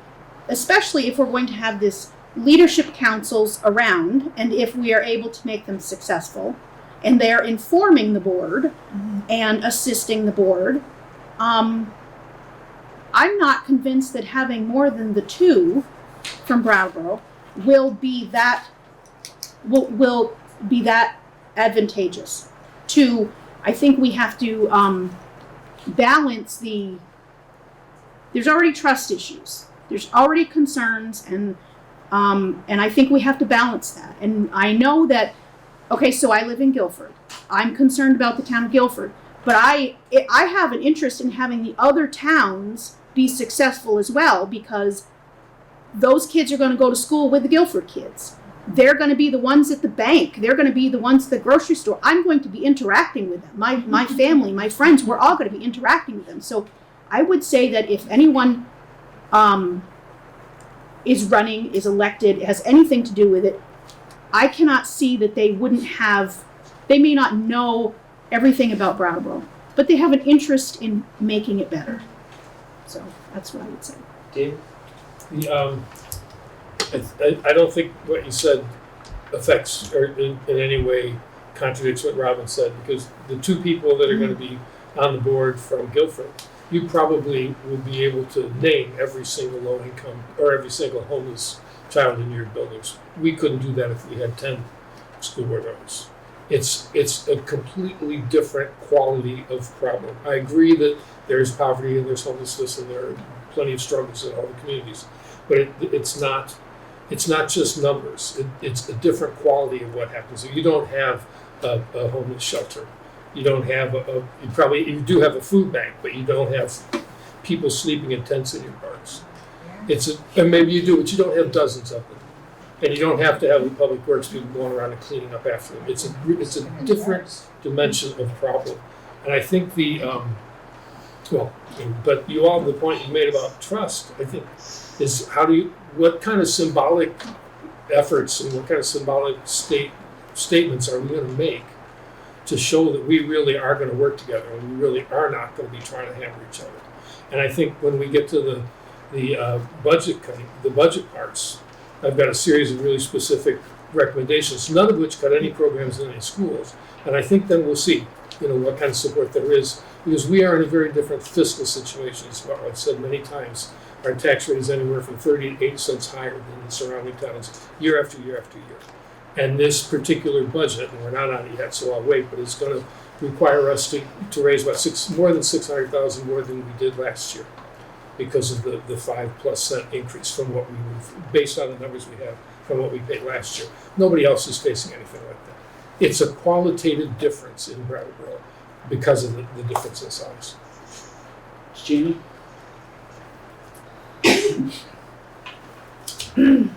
I have this list of things I wanted to say that address this question, but I think I wanted to say before I said them that I really want us to have trust.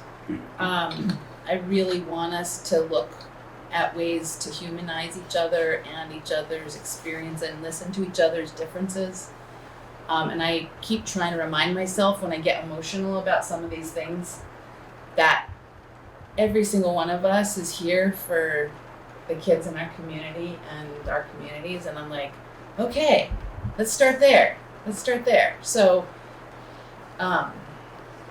I just want to keep saying that as we're going into these really hard discussions, I just want to honor that and bring us together.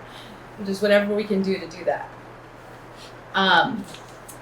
I'm very interested in the data, and I don't know the answers to this, and I wondered if somebody does. I wonder if the only example I can think of is the high school.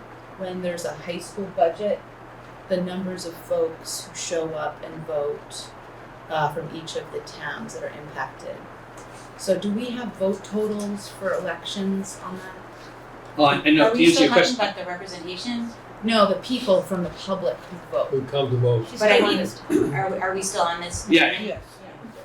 But to answer your question, there is data. I don't have that data. So there must be patterns, They right? keep track, and So is there patterns? Less than 1% of the voting populace But of you all mean- 5 towns at the high school level Yeah. shows up Because I at do the know, high like- school. Dummerston's, And is there a Dummerston's got a pretty breakdown? high percentage. I Okay. think Guilford beat us this year. My reason for questioning is just because I'm very curious about how do people who have to travel show up to vote versus folks where the meetings are held. The organizational meeting that we held, I don't remember exactly the numbers, but there was the majority of people there. If you look there, this one people for this town for that. The majority of people, majority of 60, and it was 98 or 112 people or something were from Brentwood, and the meeting was in Brentwood.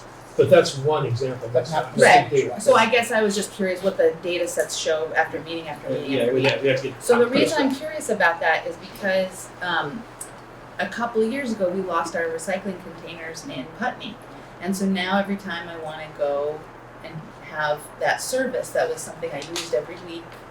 I drive to Brattleboro with my trailer, and so I was thinking to myself when I researched that, I was like, I don't understand how we don't have our recycling containers in Putney anymore.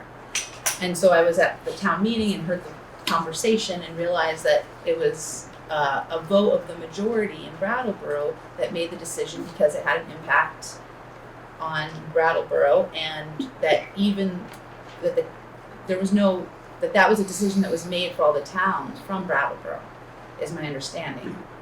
And so I just was like, oh, that's a real shift in how services are in our community, and I'm like, huh.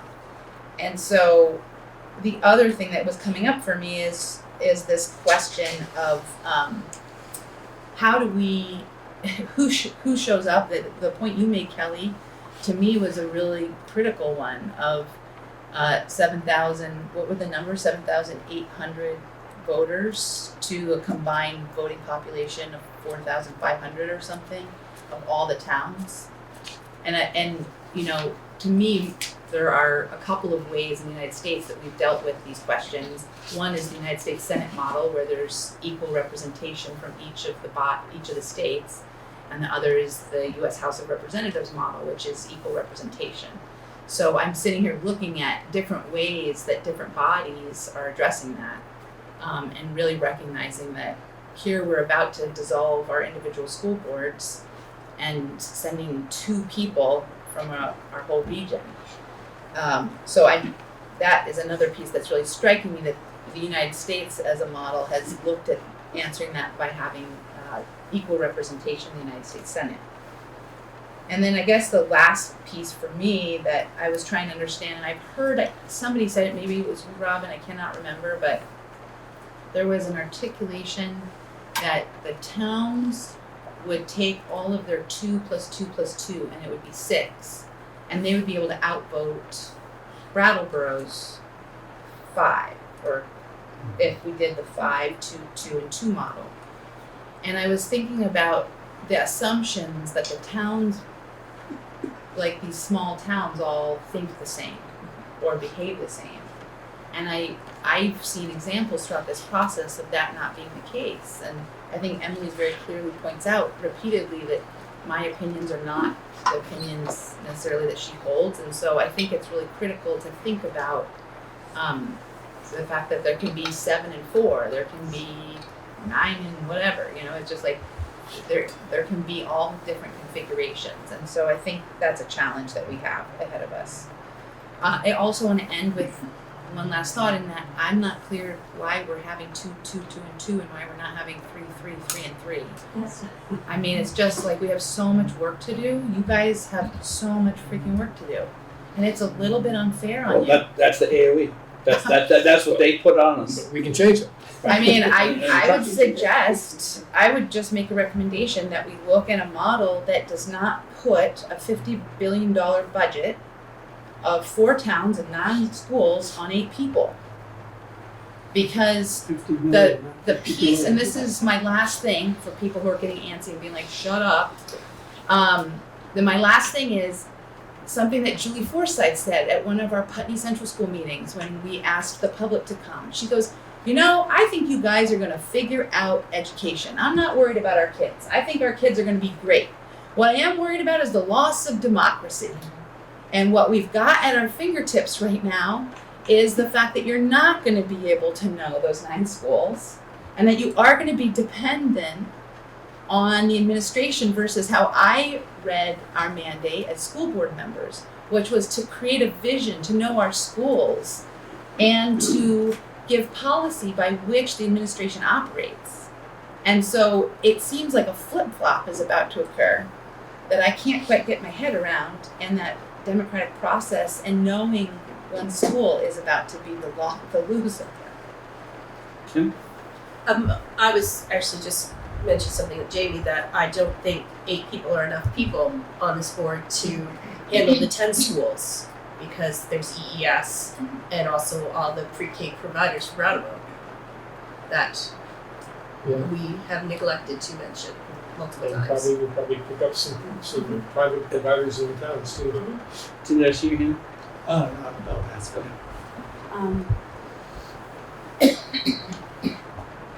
I get Brattleboro's point of view, but on the other hand, I know what the fears are for other towns, and it wouldn't be, I don't think you find it being a block of 6 against 2, because each of these towns are so different. My understanding is, and I think that if we have this 2-2-2-2, or it really should be 3-3-3 and 3, that the principals will be coming to the board meetings, and it's through them that everybody on the board will get a really good grasp of each school's problems, and that in my mind, I'm thinking that people on the board will, they're coming from Putney, or they're coming from Guilford, or they're coming from Brattleboro, we want to do right by all the children, period, because that's the point of the whole thing. So when you're talking about, they're having more votes or whatever, that's the point of the whole thing. And your administrators, your principals from Brattleboro will be educating the reps from Guilford, Putney, and Dummerston, so that they see clearly the issues in your schools. I read everything, I watch everybody's meetings, and I think Brattleboro, we do have a different set of circumstances.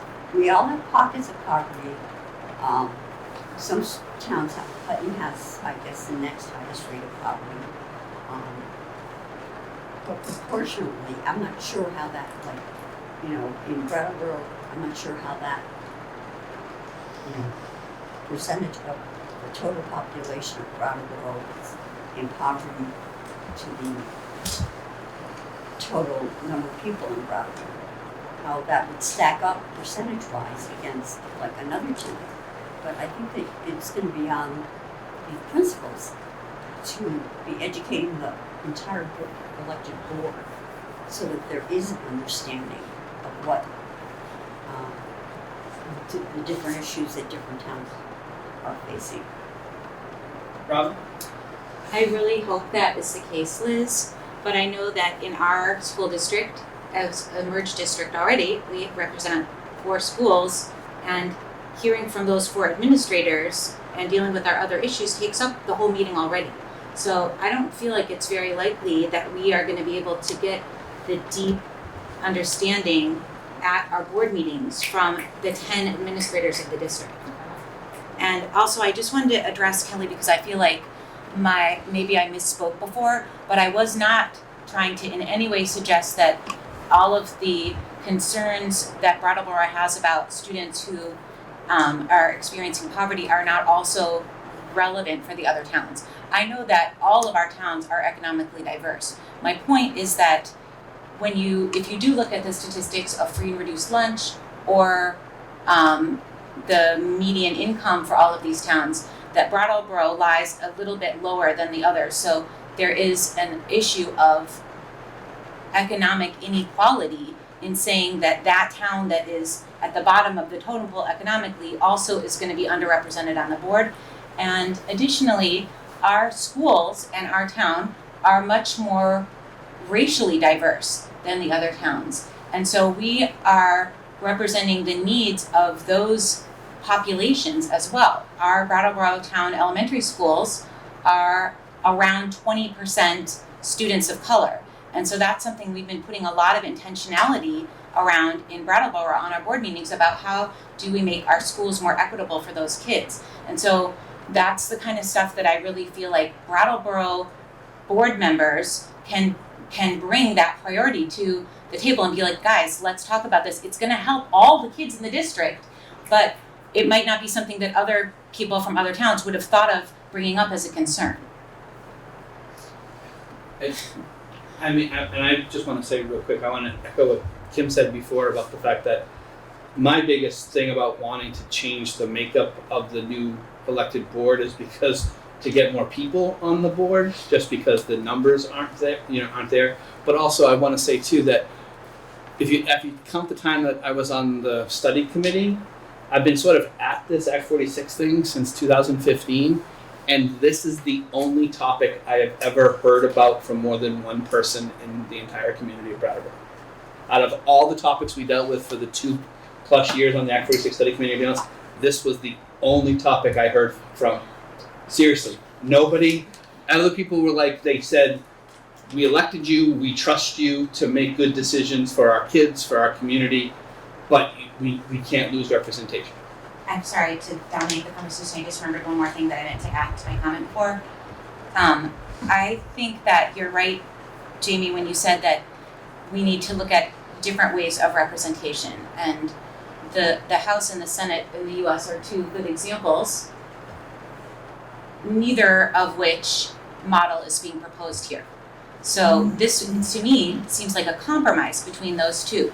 We're not asking for the other towns to be in proportion to their population. Otherwise, the board would be, 5 or 6 Brattleboro and 1 from each of the other towns. I don't think that's a good idea either, and I would never ask the other towns to reduce their membership.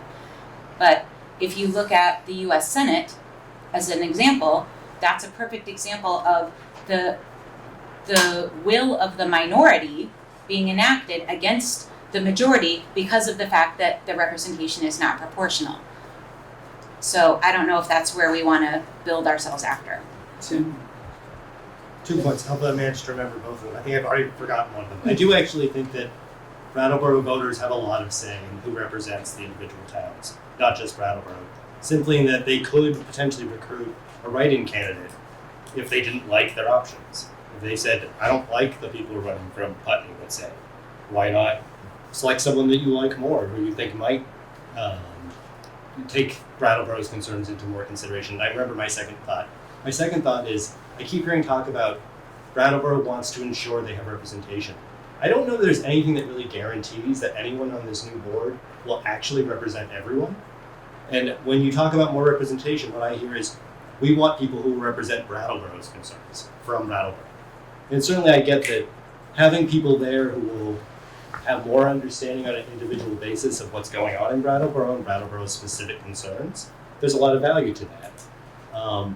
But I do worry that given the difference in voting population, that it would not be unreasonable of Brattleboro voters to be like, I'm gonna like that person who will represent Brattleboro, regardless of what they say they will do. So just the one little difference between the House and the Senate is that those positions are not elected at large. And these positions are elected at large.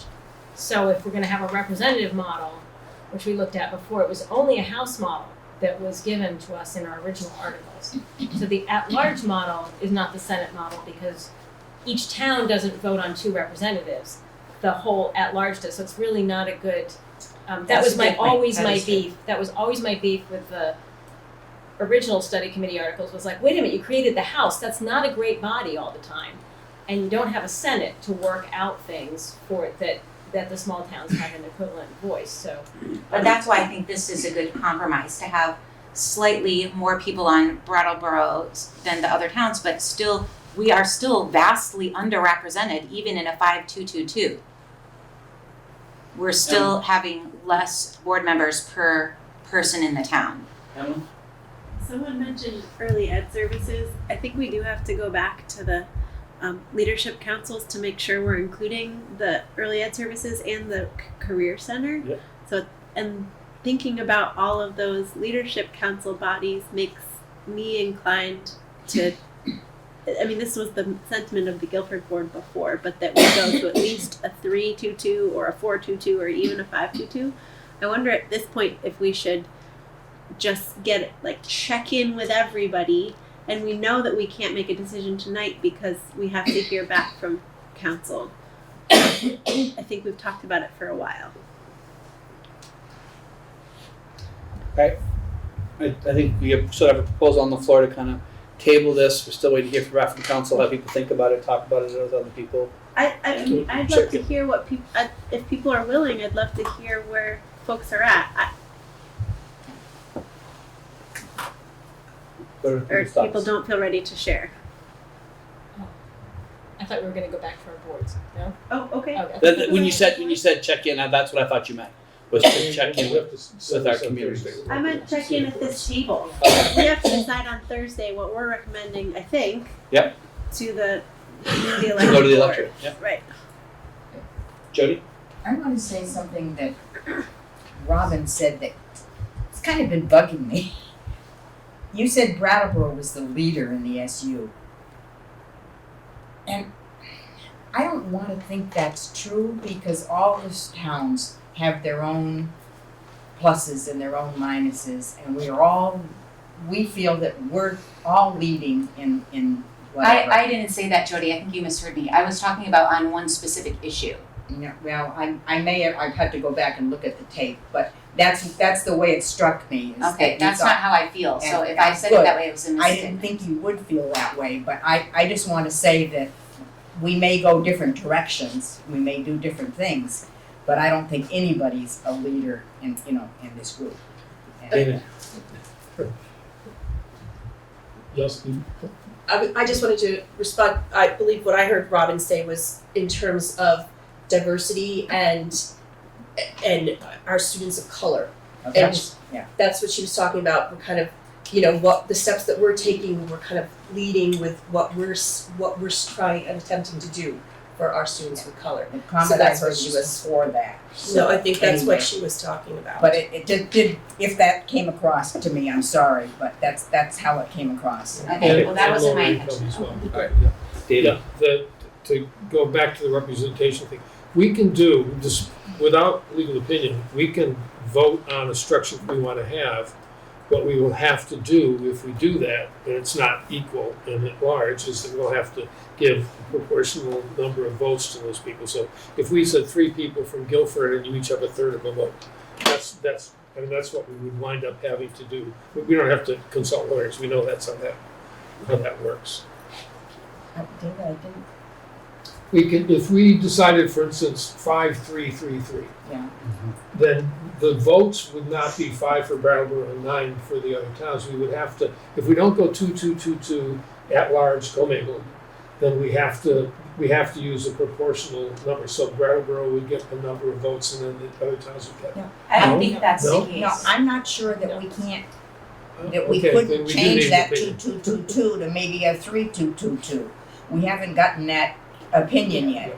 And And we can't because change it's it all for the voted- election next week it's anyway. all voted at large, so you may be able to do something like that because it is voted at Still at large. I don't want to go back to Yeah, I that agree. other representation, so. Jamie and then I just want to say I shot my arm up earlier when Robin was talking about the work that Brattleboro is doing around diversity and students of color, and I'm so excited about it. I've been watching it for a while. I want to say that I'm excited to think about the collaborations moving forward. I think they could have happened outside of a merged district, but I'm excited to think about the possibilities of how we look at these projects, proposals, policies, everything that will come of that work. So I just wanted to name my excitement about that and a positive piece in this challenging time. yes. Hi, Franz Reichman. I live in Brattleboro. I'm on the Brattleboro Representative Town Meeting Finance Committee, and as such, I'm very interested in the budget. If I may make a procedural comment, I think the type of discussion that you're having this evening could go on literally for days. And although Robert's Rules of Order for Small Groups does permit discussion of a topic without a motion being made, I think having a motion would focus your attention on a specific proposal, and you'd have to decide, are we in favor of this proposal or are we not in favor of this proposal? And of course, you can go through several iterations of that, but the fact is then the discussion needs to be germane to the proposal, and I think it would be a procedural step that you'd want to take sometime pretty soon. The other thing I'd like to inquire about is the issue that David and Christina were talking about a little bit, about what can be changed at the meeting of the voters of the district. It's hard for me to imagine that the voters would be restricted in amending a motion that's made at that meeting. But I think that I don't need an answer to that really right now, but I think there better be an answer to it that's absolutely definitive by the time the meeting happens. Christina? Amendments have to be by Australian ballot. It's not from the floor. So, Well, this particular amendment. Yeah, for the articles of agreement have to be written out and then voted on by Australian ballot.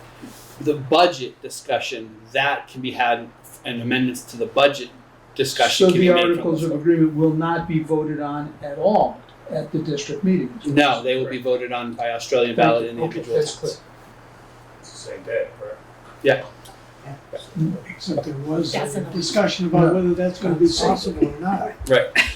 Which I don't think it is, because we have individuals that will be at the polls till 7. The polls close at 7, and then the meeting starts in Brattleboro at the gymnasium in the BOHS at 7 o'clock. So that, Well, the polls it's not gonna, it can't happen.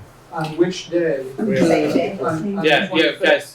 Yeah, I think we're getting off topic here, just to get to Francis' Okay, other. right, that's, just Yeah. as long as you know what's supposed to happen. We that's think we do, as much as anybody can. We will. Let's say that. Kim? Just to throw a little monkey in the works.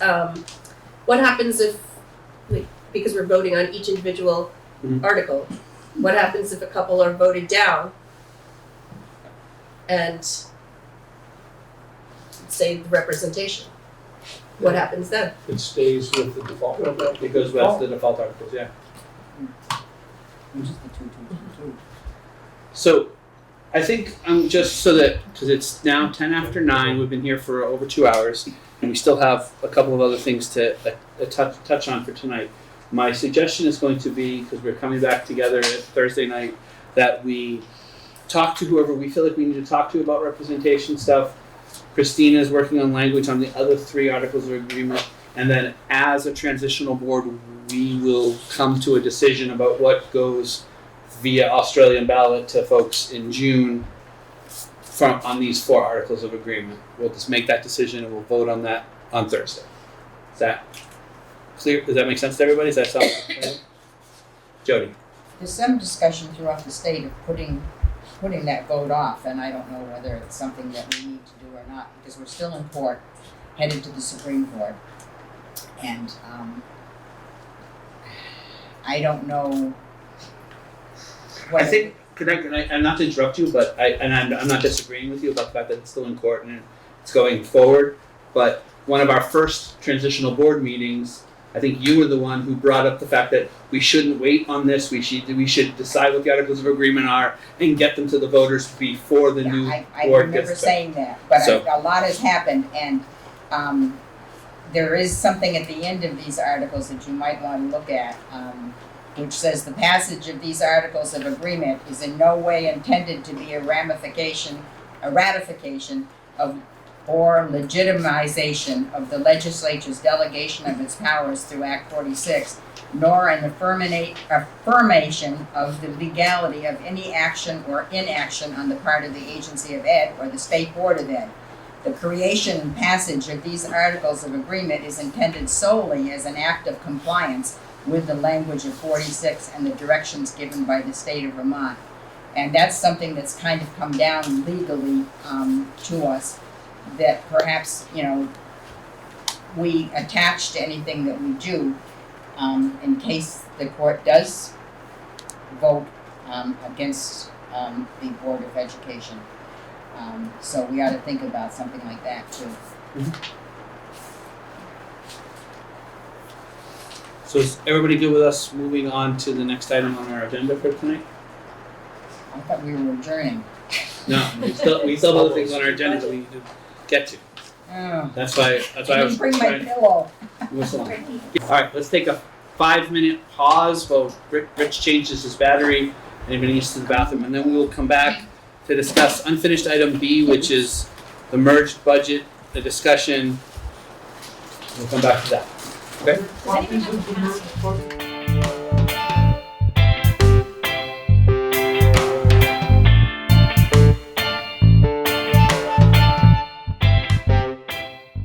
All right, we are back. So we're going to call us back to order.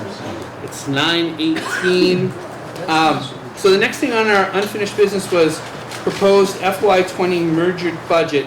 And part of the reason why this is on our agenda is because at our last meeting, we had decided to table voting on the merged budget to go to the electorate till the 16th, which is Thursday, till the Thursday meeting.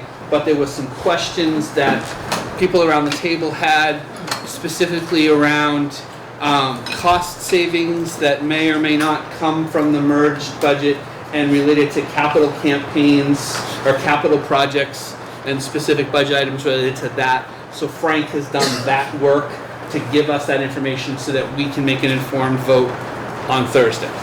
So I'm going to turn it over to Frank to tackle those couple of things. However, whichever makes the most sense based on, it looks like he's got a couple of trees worth of paper here to give us. So what I'll do is I'll distribute the capital plans for all of the districts.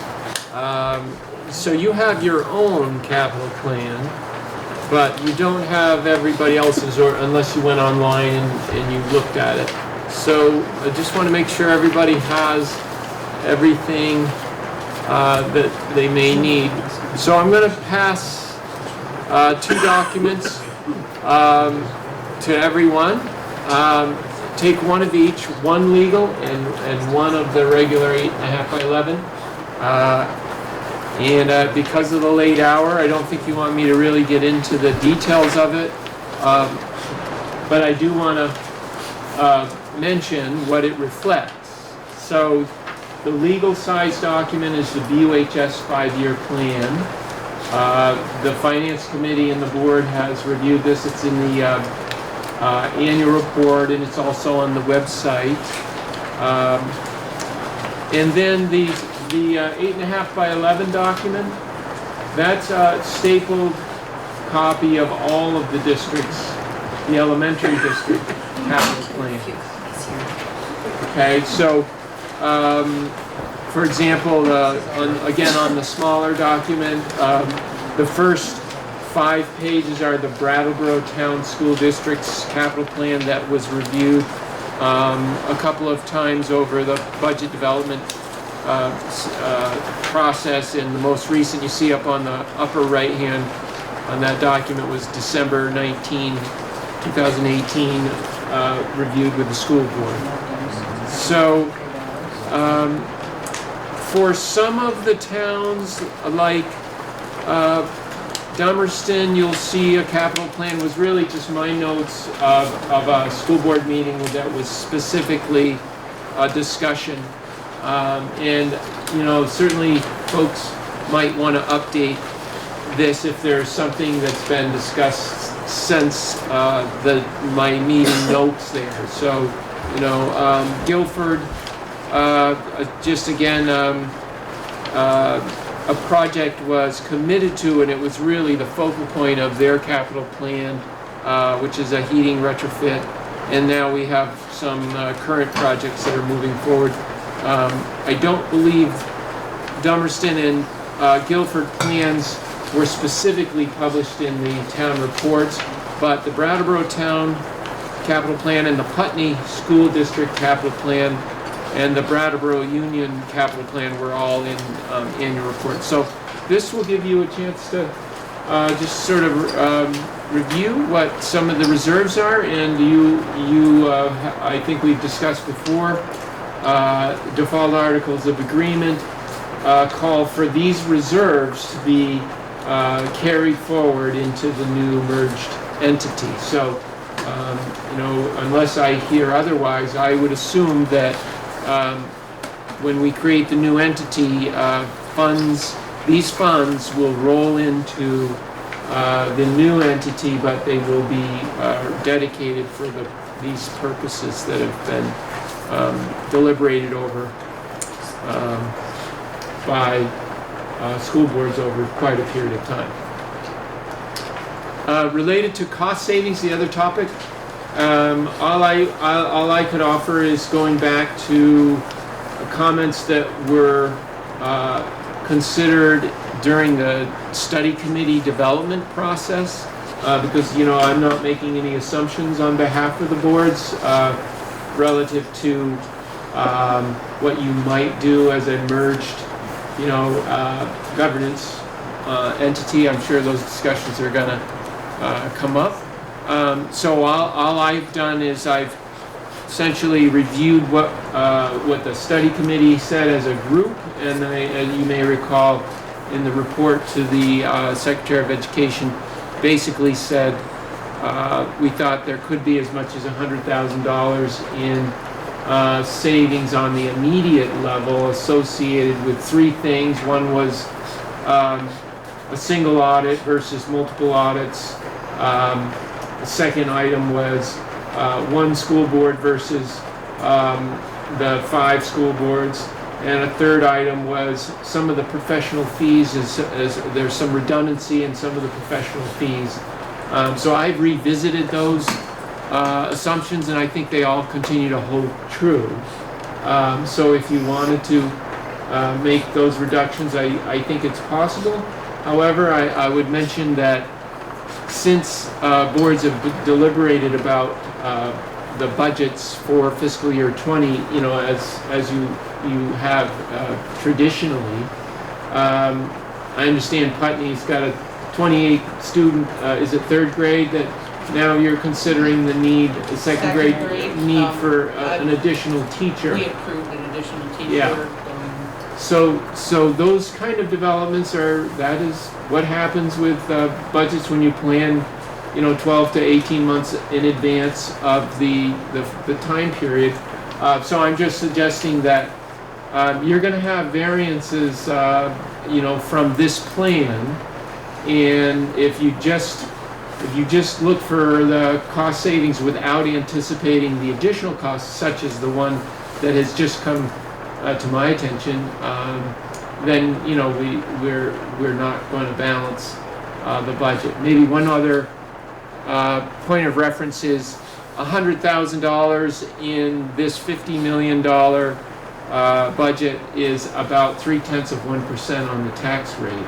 So it's not a significant impact, but obviously every dollar counts, and we have to be obviously responsible. So the bottom line there is my recommendation is to move forward with the budget as you have contemplated them individually. We've rolled them up, and I've given you that summary document of them. Given the fact that the pluses and minuses seem to be pretty close, and these are only the ones that have come to my attention, I don't think it warrants a lot of deliberation about making changes at this time. So those are my comments. Question for you, Frank, because it came up at our last meeting, related to the audit savings. Because we technically are 5 boards right now, for next year we wouldn't see the audit savings, but we still have to do an audit for each one of those entities, correct? And then, so the audit savings would actually be fiscal 21's following year. Yeah. Is like, and that was what I thought, but I wanted to get clarification from you. I think that I do actually want to understand if we should be accruing the audit. It's unusual, one of a kind year where there's a transition and the entities are dissolving. And should I be accruing the audit expense for the 5 into the fiscal year 19, so that there actually would be no audit expense in fiscal year 20. I don't know the answer to that, but in the end it doesn't matter, right? Because remember, we closed the books for the 5 entities. They roll into the new entity, so it really doesn't matter if the audit expense is in against the prior legacy district or if it's in the future district. The fund balances get combined and it's all the same impact to the taxpayer. But longer term, we do expect fewer audits will be a lower cost.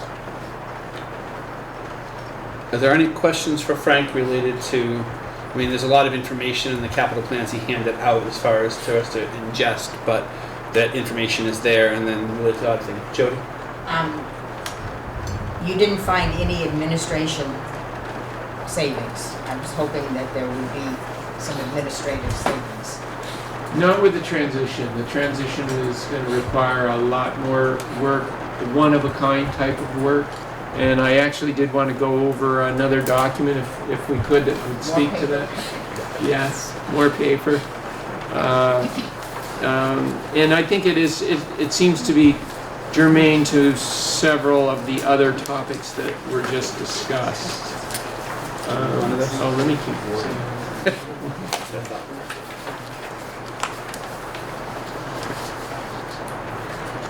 So,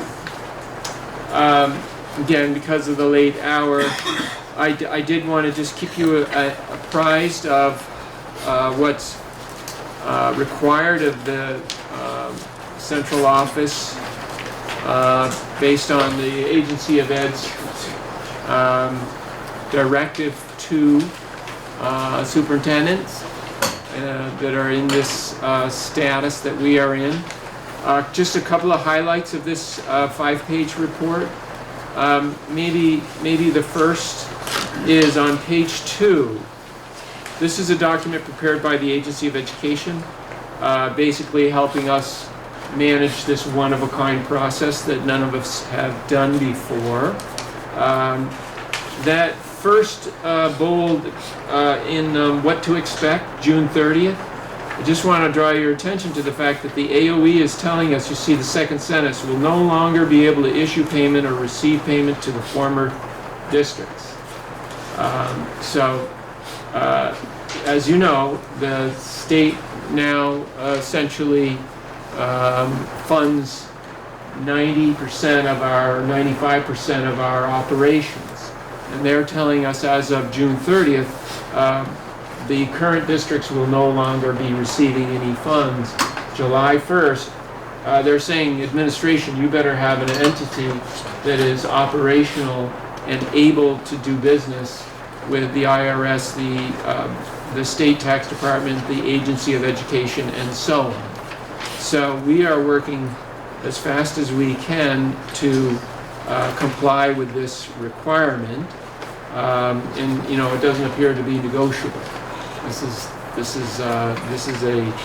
essentially a statement from the Secretary of Education.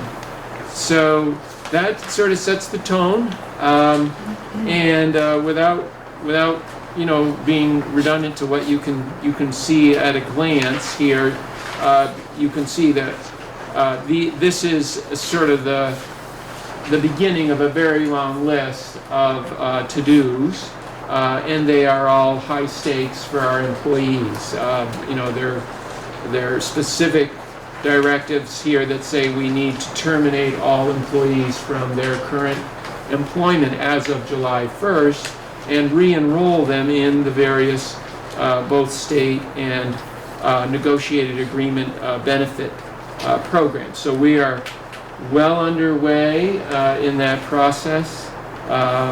Of course, nothing actually happens until July 1st in terms of things being activated, but our vendors are telling us that they cannot process our requests all in a day. So we're working with them and scheduling this in a way that is reasonable and what we think will be successful.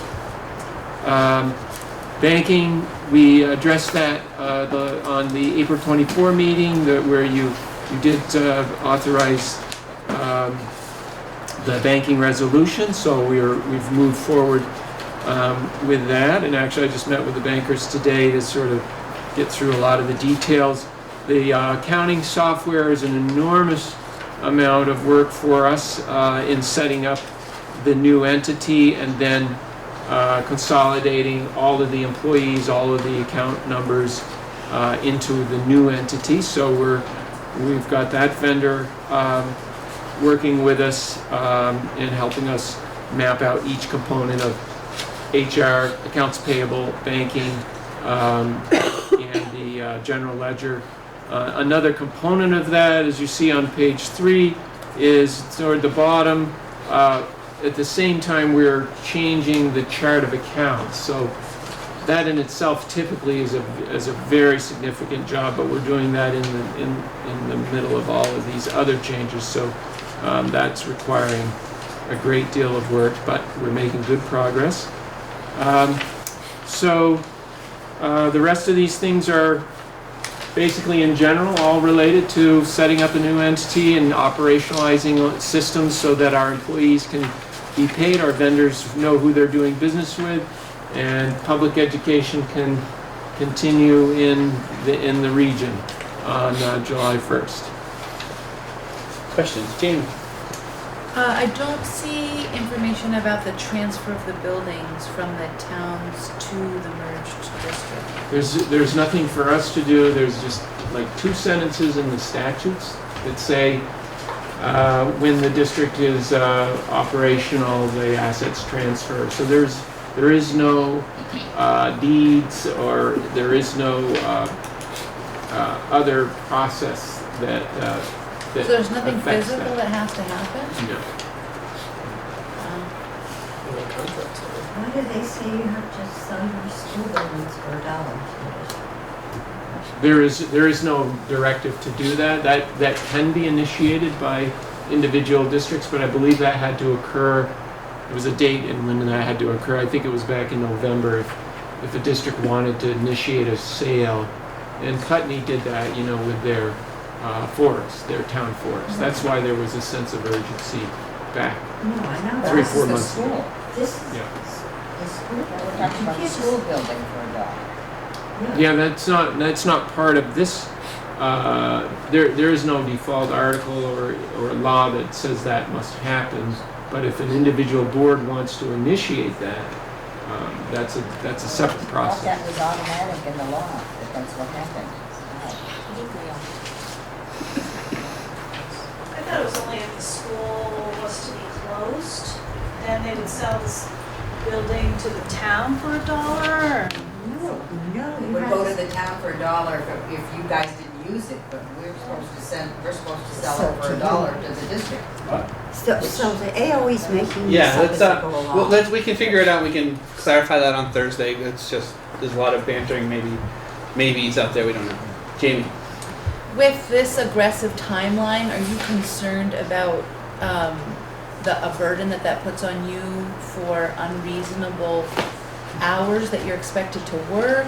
And do you have access to like overtime? You and Lyle and anybody else? I mean, if this is a pretty intense burden, I'm concerned about the ethics around how the employees are treated during this process. It's very challenging, but we're confident we can get it done. It will be problematic if there are new obstacles that come in between the work to be done and the timeline. But we are 100% dedicated to making sure that our employees and that our students are able to move forward with public education. David? I just found it, Joe. It's Article 6. You're live. She found it, Article 6. That it goes for $1, yeah. That's what I So thought. if it's $1, what does that mean? It's a legal term, you gotta sell it for something. All right, David, do you have a question? Yeah, well, I actually Thank have you, more than a question. Well, it is a question, yeah. We'd like the board to decide. The budget as it is has a pretty significant impact on Brattleboro. If we look, when we looked at all of our local rates based on the 170 and the CLA, Brattleboro's came out to 163.9, which is 5.7 cents more than the 1.582 that we're under right now, the 2019 budget. That's a significant increase, and every penny is worth $116,000 of revenue in Brattleboro based on the grant list. So that's a very significant additional amount of money that we're going to need to ask our taxpayers to give us if we adopt this budget the way it is. And so I have several suggestions that I would like the administration to prepare numbers for us so that we could look at these as potential reductions. And obviously the board would have to agree, but let me just briefly go through the list and see what you think. The first is we've had recent turnover of 2 principals, and at least in Brattleboro we have had a couple of very senior teachers retire. So there are bound to be lower salaries in those areas. And that's money that simply isn't going to have to be spent this year. Those salaries are lower. So rather than leave that in there, which we typically do year to year, given that this is an extraordinary year and that the burden of this budget falls very heavily on one town, I would suggest that we find out how much money that is and remove that from the salary lines. Also, in the budgets, in the big packet that Frank gave us, in the BUHS budget, there's a line, the 800 line, and it's debt and interest. What I can tell, it's debt and interest and dues. And I think and in the town budgets, it's line 810. There are all those other numbers, and then there's a line a number that changes every line, and this one is 810. And if there are loans that if we have debts and interest, obviously we have to pay those. But I think any dues for anything, any subscription or any membership dues for any organization that's we're not contractually required to do, that we haven't said we're going to buy you, you're going to pay your membership in that organization, that all of those dues come out of the budget. It's not something that's contractually required, and although there's no question that there's a value, I think that we can wait a year and see if it's such a big loss that we need to replace it. But I think it's a place where there's some significant savings, certainly with the VSBA dues, which I think are 14,000 or more. 10,000. 10,000. 10,000. Really? Okay. The next line is 500 in the BOH budget. It's 250 in the town budgets, and it's tuition reimbursement, which we prudently put a lot of money into, because if everybody took a course one year, we'd need to have a lot of money. But I think what I would ask the administration to do is look back to the actual costs in that line, the 500 line and the 250 line, and average over the last 3 years or actually let's just say the last 5 years. Average the expenses the actual expenses in that line, and bring us that number so that we can compare it to the total expenses in that line in this current budget that we're going to take to the voters. Also, with the 400 line in the high school budget, the maintenance, the 600 supply line. You already mentioned the cost of the 5 school boards. That's a 2311 line, and to go through and see how much, we know what our salaries are going to be. We can kind of, unless we wind up with 14 people, it's going to be a little higher. But we can sort of estimate legal fees and things like that, and compare what we think the cost for this school board is going to be compared to the total cost of all of the 5 existing ones. The net metering, electricity, I don't think we've ever, in my experience, in 10 years, we've never had an actual that came anywhere near what we put in the budgets for fuel or for electricity. But now all of us, not for a while, just Brattleboro was getting net metering credits, but now all the schools are getting them from the waste district facility. So what are the actuals in electricity, and compare that to what's in the budget, and take it back to the actuals. And there also seems to be a lot of technology software. Again, if you would take it, in that case, take a 3-year average of what was spent in that line, that's 735, and compare that to what's in the budget and see how much savings we might get from there. There are 2 others in the high school budget, like page 13, I think it's the high school budget. I just don't know. I suspect that there are good reasons that they're there, but they're pretty significant increases. One is 700 property and equipment, and the other is 900. So I'd like to ask that you get some more, earn some more overtime. Yeah, I think find these budgets. it's unrealistic to do in 2 days, given that document that I just gave you. If you had asked a week ago, I probably could have done that, but it is unrealistic. I can give you general estimates, and I do think obviously the boards. I'm not sure if your focus was on just the Brattleboro Union. No, the towns too. The towns as well. Yeah. So different numbers, but yeah. I could certainly come up with an analysis, but it's the board's deliberation, so I wouldn't want to speak on behalf of the boards, in terms of the assumptions that they made. And specifically, the Brattleboro Union High School has a finance committee, and they met more than any other district in the development of the budget. So I can certainly provide a general analysis, and you correctly identified some of the things that I had referred to on the 100,000. The technology and software was the source of the what we saw as professional fees as being a source of savings. The net metering is difficult just because the solar array has finally just come online for the first time for the other districts, and we haven't actually seen a summer season. So those are things that would require reaching out to the vendor and getting estimates from them. I wouldn't have a basis for doing that, so all I can say is I could give this group a general answer to your question, but I wouldn't be able to. I don't have the time to do the 3 to 5 year analysis of the specifics. And then maybe one other clarification is you were using the word 500 and 250 when you were talking about tuition reimbursement. What are you referring to? The lines in the budgets. So it's a 500 in the high school budget. So maybe the object code, maybe? I'm not sure what it's an account number you're It's referring to? in the high school budget. No, that's not it.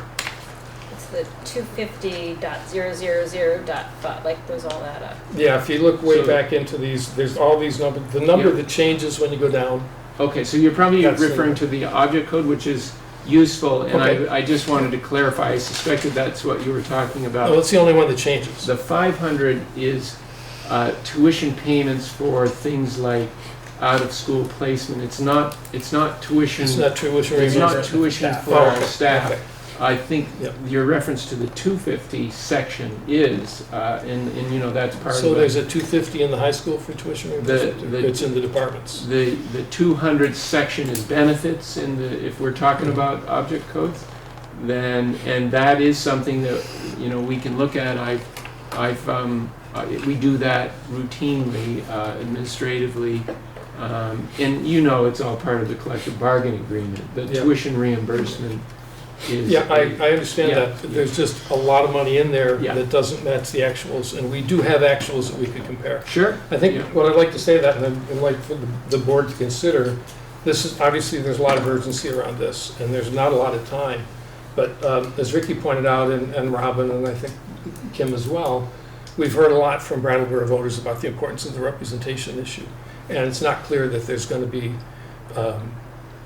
that's going to be satisfied. Whether that might be satisfied, it might not. And there's also, I think, as people become aware of what the impact this is going to have on Brattleboro, particularly in relationship to the other towns, I think that it's reasonable to consider this budget could be in jeopardy. And I think if you look at, we had this budget was a 5% increase over last year. And the current, unless the legislature changes something this week, and that budget doesn't pass, then we would only be able to spend, as Ricky pointed out at our very first meeting, we only would be able to borrow 87% of what we spent last year. And we're already we know we need 5% more than that just to cover the increase in cost. So we're looking at a possible 18% reduction of this budget, which is $10 million, probably $9 or $10 million if the budget fails. And I think that gives an urgency to trying to find some reductions that are significant, that indicate a good, what's the right word? Good intention or goodwill on trying to recognize the additional weight that Brattleboro carries in this merger. And it's, and I know it's a difficult thing and it's a lot to ask, but I think if there's not a really goodwill gesture, I think the budget is very much in jeopardy. So I just want to clarify. I think it's too big a gamble to take. Yeah, I just want to clarify that the issue around if the budget fails, the district is not restricted to spending 87% of the projected prior year. That's simply a cash flow mechanism to allow the district to function until there is a successful vote. And so you don't want to tie those. That's not a year-long. Yeah, does not. Those don't go together. You just keep. The board would continue to present a budget until it passes, and whatever that number is what will fund the operation. So, well, I guess the last thing is, as I say, I certainly can give a general estimate, but how does this board feel about David asking? Essentially, it sounds like me speaking on behalf of the board, because I would rather not make that decision on your behalf. In that I worked with you as boards through a process where you approved the spending plan, and I would rather that you take that responsibility as opposed to David asking me to do that on your behalf without me having a chance to ask you if you want me to make that decision for you. So is there a sentiment about that? I'm happy to proceed either way. Well, it was a little unclear when when David was speaking, what the amount that you're looking at for a reduction on the overall budget? These are areas that I know that. I don't believe would have a significant impact on children. But do you have any idea what that amount I is? don't, no, because my budget only has 1 year of actual in it. I could go back through the binders and look back 4 or 5 years, but these are areas that are, I know from looking for the last 10 years, are typically overweighted. That's where our surpluses often come from. And there are areas that I think we wouldn't be jeopardizing anything to look at the actual and compare it to what's in the budget and then consider reducing the budget. That's what I'm requesting, is that we look at the actual average over 3 to 5 years and look at what is in the budget and reduce it by the difference. Emily? I think I was wondering what Sean was wondering, if there's I heard David you say earlier that what's the gap that you would like to close so that to mitigate the impact on Brattleboro's taxes? It would have to be 600,000. Well, it's a lot more than we're going to be able to do, for sure. So, but so one way to look at it is how can we trim $600,000? Another way that I can think of to look at it is to zoom out and check in about a natural rate of increase. So how much do towns typically increase their budgets per year? Because 5%. 5 cents. Right. What was it last year? The year before, what did was Brattleboro level funded, or was it an increase? We've never had an increase of more than a couple pennies in ever. So a couple pennies versus 5 pennies. I'm trying to make sure that it's 600,000 without context is a lot. 600,000 with compared to 550,000 is not a lot. And so I'm trying to give us a little more information. I can't remember what the Guilford budget I know that Guilford has. I don't remember right now at this time. I don't remember what our histories are. I want to name that an increase because of health care costs was expected for all of the towns, and so that's all I have right now. Other thoughts? Christina? I'm not sure that the legislature has passed any ability for us to do anything in terms of borrowing money because it's only a percentage of what we were last year, and we weren't last year. So I just want people to be aware that I don't think the legislature, they say they're going to do it, but we're tick, tick, tick, running out of time, and I do not believe a lot of things, that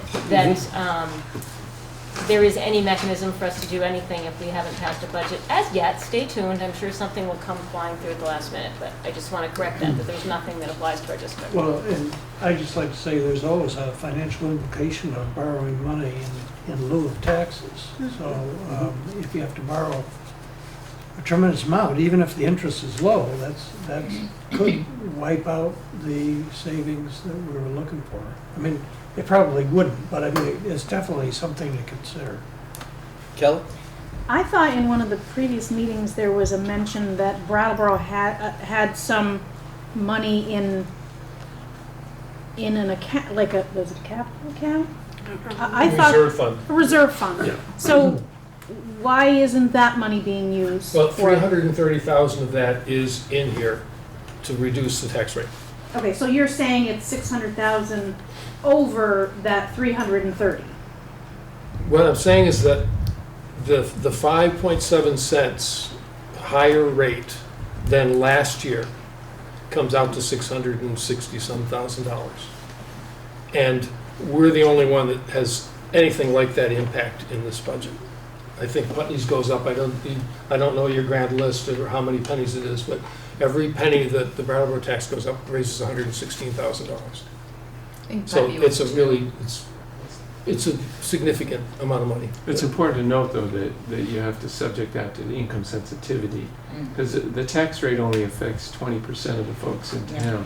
It's So still 80% are subject to income sensitivity. They're still going to feel it, and I still hear from them. There is an impact, yeah, Yeah, but absolutely. it would not be that magnitude, though. It doesn't translate that way. Christina? I have the answer for the Brattleboro's Warren tax rates for the last 4 years. It's $1.62, $1.59.8, $1.58.2, and then this year's was $1.60, 1.605. Warned as an individual budget, so it's been actually gone down. So over the past 4 years for Brattleboro. So this is a pretty. And I'm looking at the email that you sent me. The tax rate for Brattleboro in a merged district would be 1.639. Is that correct? Mm-hmm. Yeah. That's what we figured out together Yeah. at the first meeting. Yeah. So, and it was 1.605. The warrant. That was the Warren budget. Yeah. So that's a 4 cents. So But that's a that was 3.5 cent increase. well. But I didn't use that number I purposefully, because we don't know really what our per pupil cost is. Right. It's based on what we think it might Yeah. be. Then what we paid last year, we know. Yeah. But it's still, even if the 3 point whatever is still a $400,000 increase. Yeah. I mean, I would have to say that because of what time it is, with the budget having to be presented pretty soon here, it's kind of a heavy lift to try to figure out how much to cut and how to cut, since the budget has been developed. since I January. sort of have a suggestion in relation, if I can. I'm trying to let everybody speak, but Before you do that, just one more really specific thing. I purposefully chose these things rather than ask the administration to come back, because these are areas that I think will not have impact. And typically, like if the budget were defeated, we would say, go fix it, because you know how to do these things and you've done it before. But I think in this case, I wanted it to be some things that were really specific and that I know would not have a significant impact on learning. Like, if we got a proposal saying, well, we're gonna have to reduce these programs now because the budget failed, I don't want to start there. I want to have that be the last thing we have to do. Thanks. So my thought, this is my thought and my suggestion is like, we had tabled voting on a budget until Thursday, the 16th. My suggestion is that we go ahead and do that because basically we're voting on a budget to go to the electorate, and between the 16th We're voting on a budget to go to the voters on June 25th. but we're voting on a budget to go to the Elected board. Right. will then warn. Right, right, exactly. But it's going to be voted on by the electorate on June 25th. So my point was that we can make some recommendations to the elected board based on some of the things that David said, give the administration essentially a month to see what those numbers might look like, giving Frank some more time to figure that out for the elected board, and then when the budget is presented for the electorate on June 25th, that's when it can be amended from the floor to amend the budget to decrease by a certain amount, and the elected board would then know kind of an idea of where those decreases would come from. Because, just a reminder, and please correct me if I'm wrong, Frank, that from the floor at the meeting on the 25th, it can be amended to reduce the budget by $600,000 or whatever, but where that money comes from is up to the board to decide, not the electorate to decide. Just the dollar amount is elected.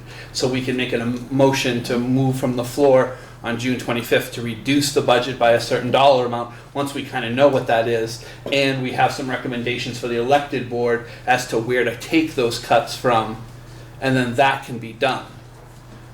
But it doesn't have to be done between now and Thursday, is my thought process. Yeah, that's a really good point. Jody? Well, I just want to ask if there is any board, and I know that the high school board fits this category, that's putting something out for the budget that is really doesn't have to be done this year, that's a pretty high numbered cost. Because I know you're asking, the high school board's asking for a redo of the football field, which is pretty expensive. And if that were put off a year, I'm just using you as an example because I know this is there. I don't know whether anybody else has it or not. I don't think, we don't have anything going, but that's not quote educational. If there's anything like that we could put off for a year and help Brattleboro out in that way. We'd be helping everybody out, in a little bit, because it's a high school budget. Well, I think that's something we can put into the recommendations to go to the elected board for next week. Because we're going to vote on Thursday for a budget, and we can give them some recommendations. And half the people sitting at this table are going to be those people anyway, or a big chunk of us.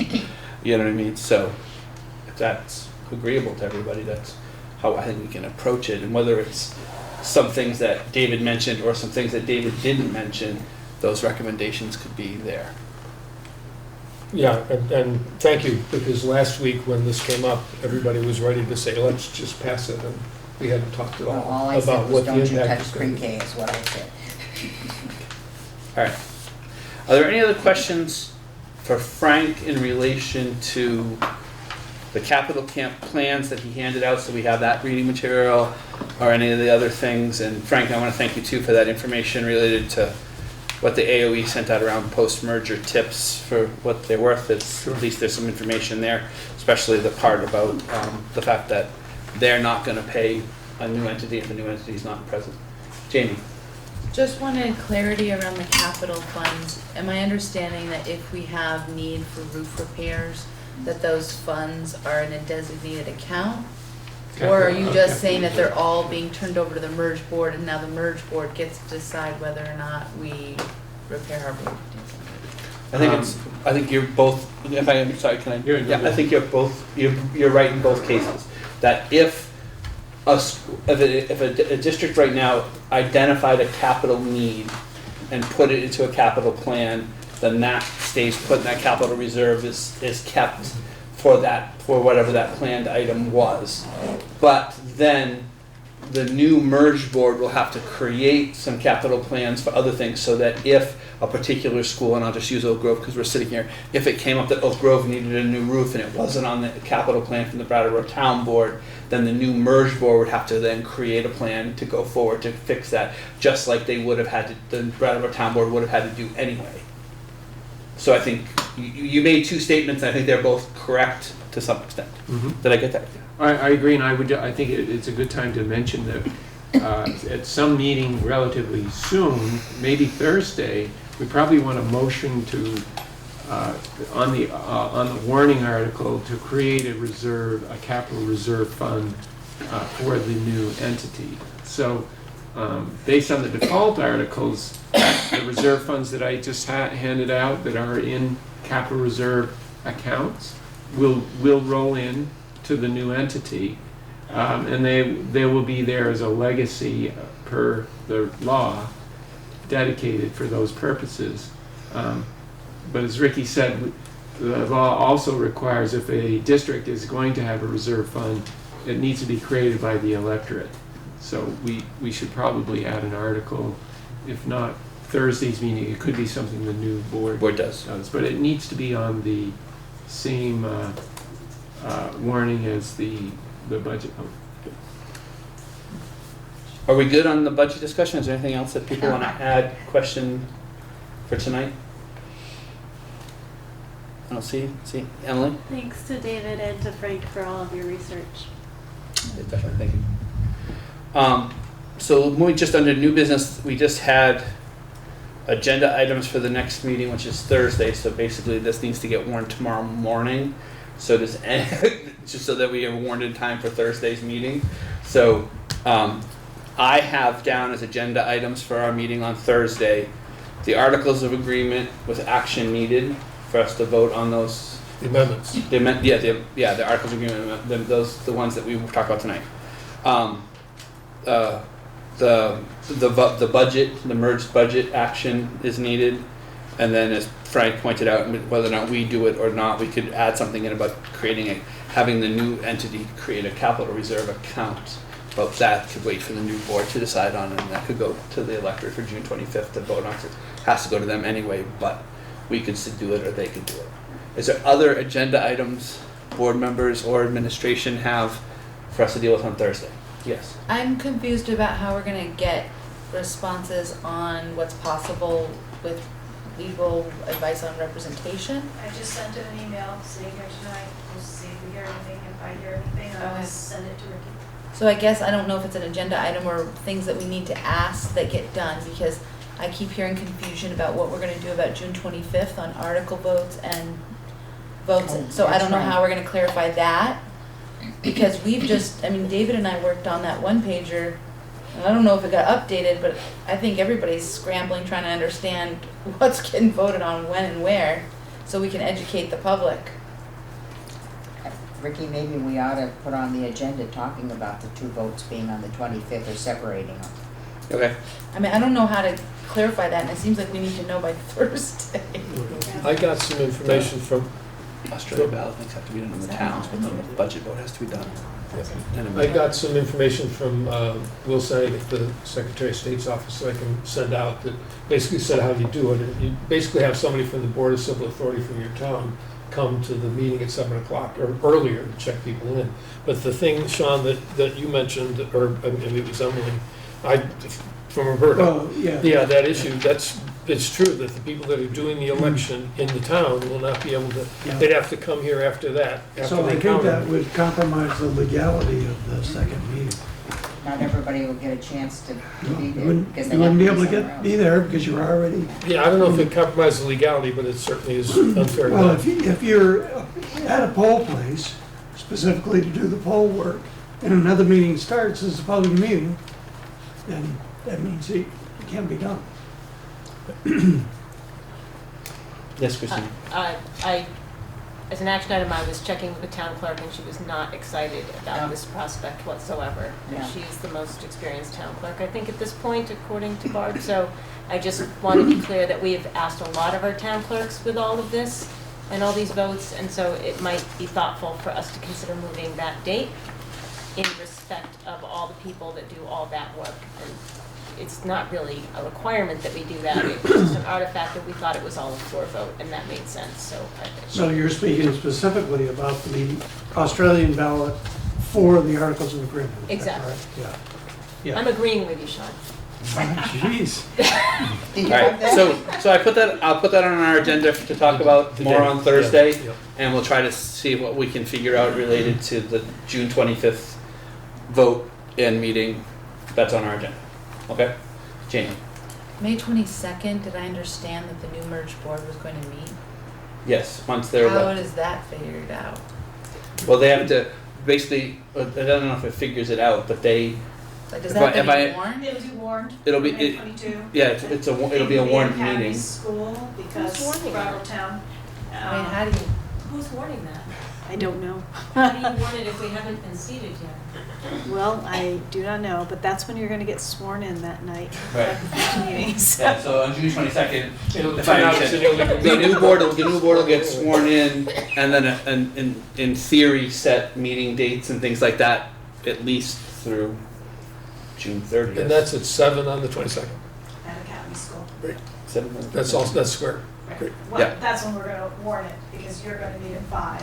At Academy School. I was assuming, yeah. Oh, and can we have a clarification of what time Thursday meeting starts? Thursday meeting starts at 6. And where is it? Guilford. Guilford at 6 o'clock. Tonight's meeting needed to get moved because it didn't work for people, and this was an extra meeting we added in. I saw a hand over here. No, that was me, Okay. and I wanted to know where, make sure it was still Guilford. Still Guilford at 6 o'clock on Thursday, the 16th of May. And then, all right, is there anything else agenda-wise or for us to talk about tonight? I move we adjourn. There's a move, is there a second? Second? Moved and seconded, all in favor of adjourning, signify by Aye. Aye. Opposed, anybody want to stay? Okay, we're adjourned. So it's 3 things, vote on our.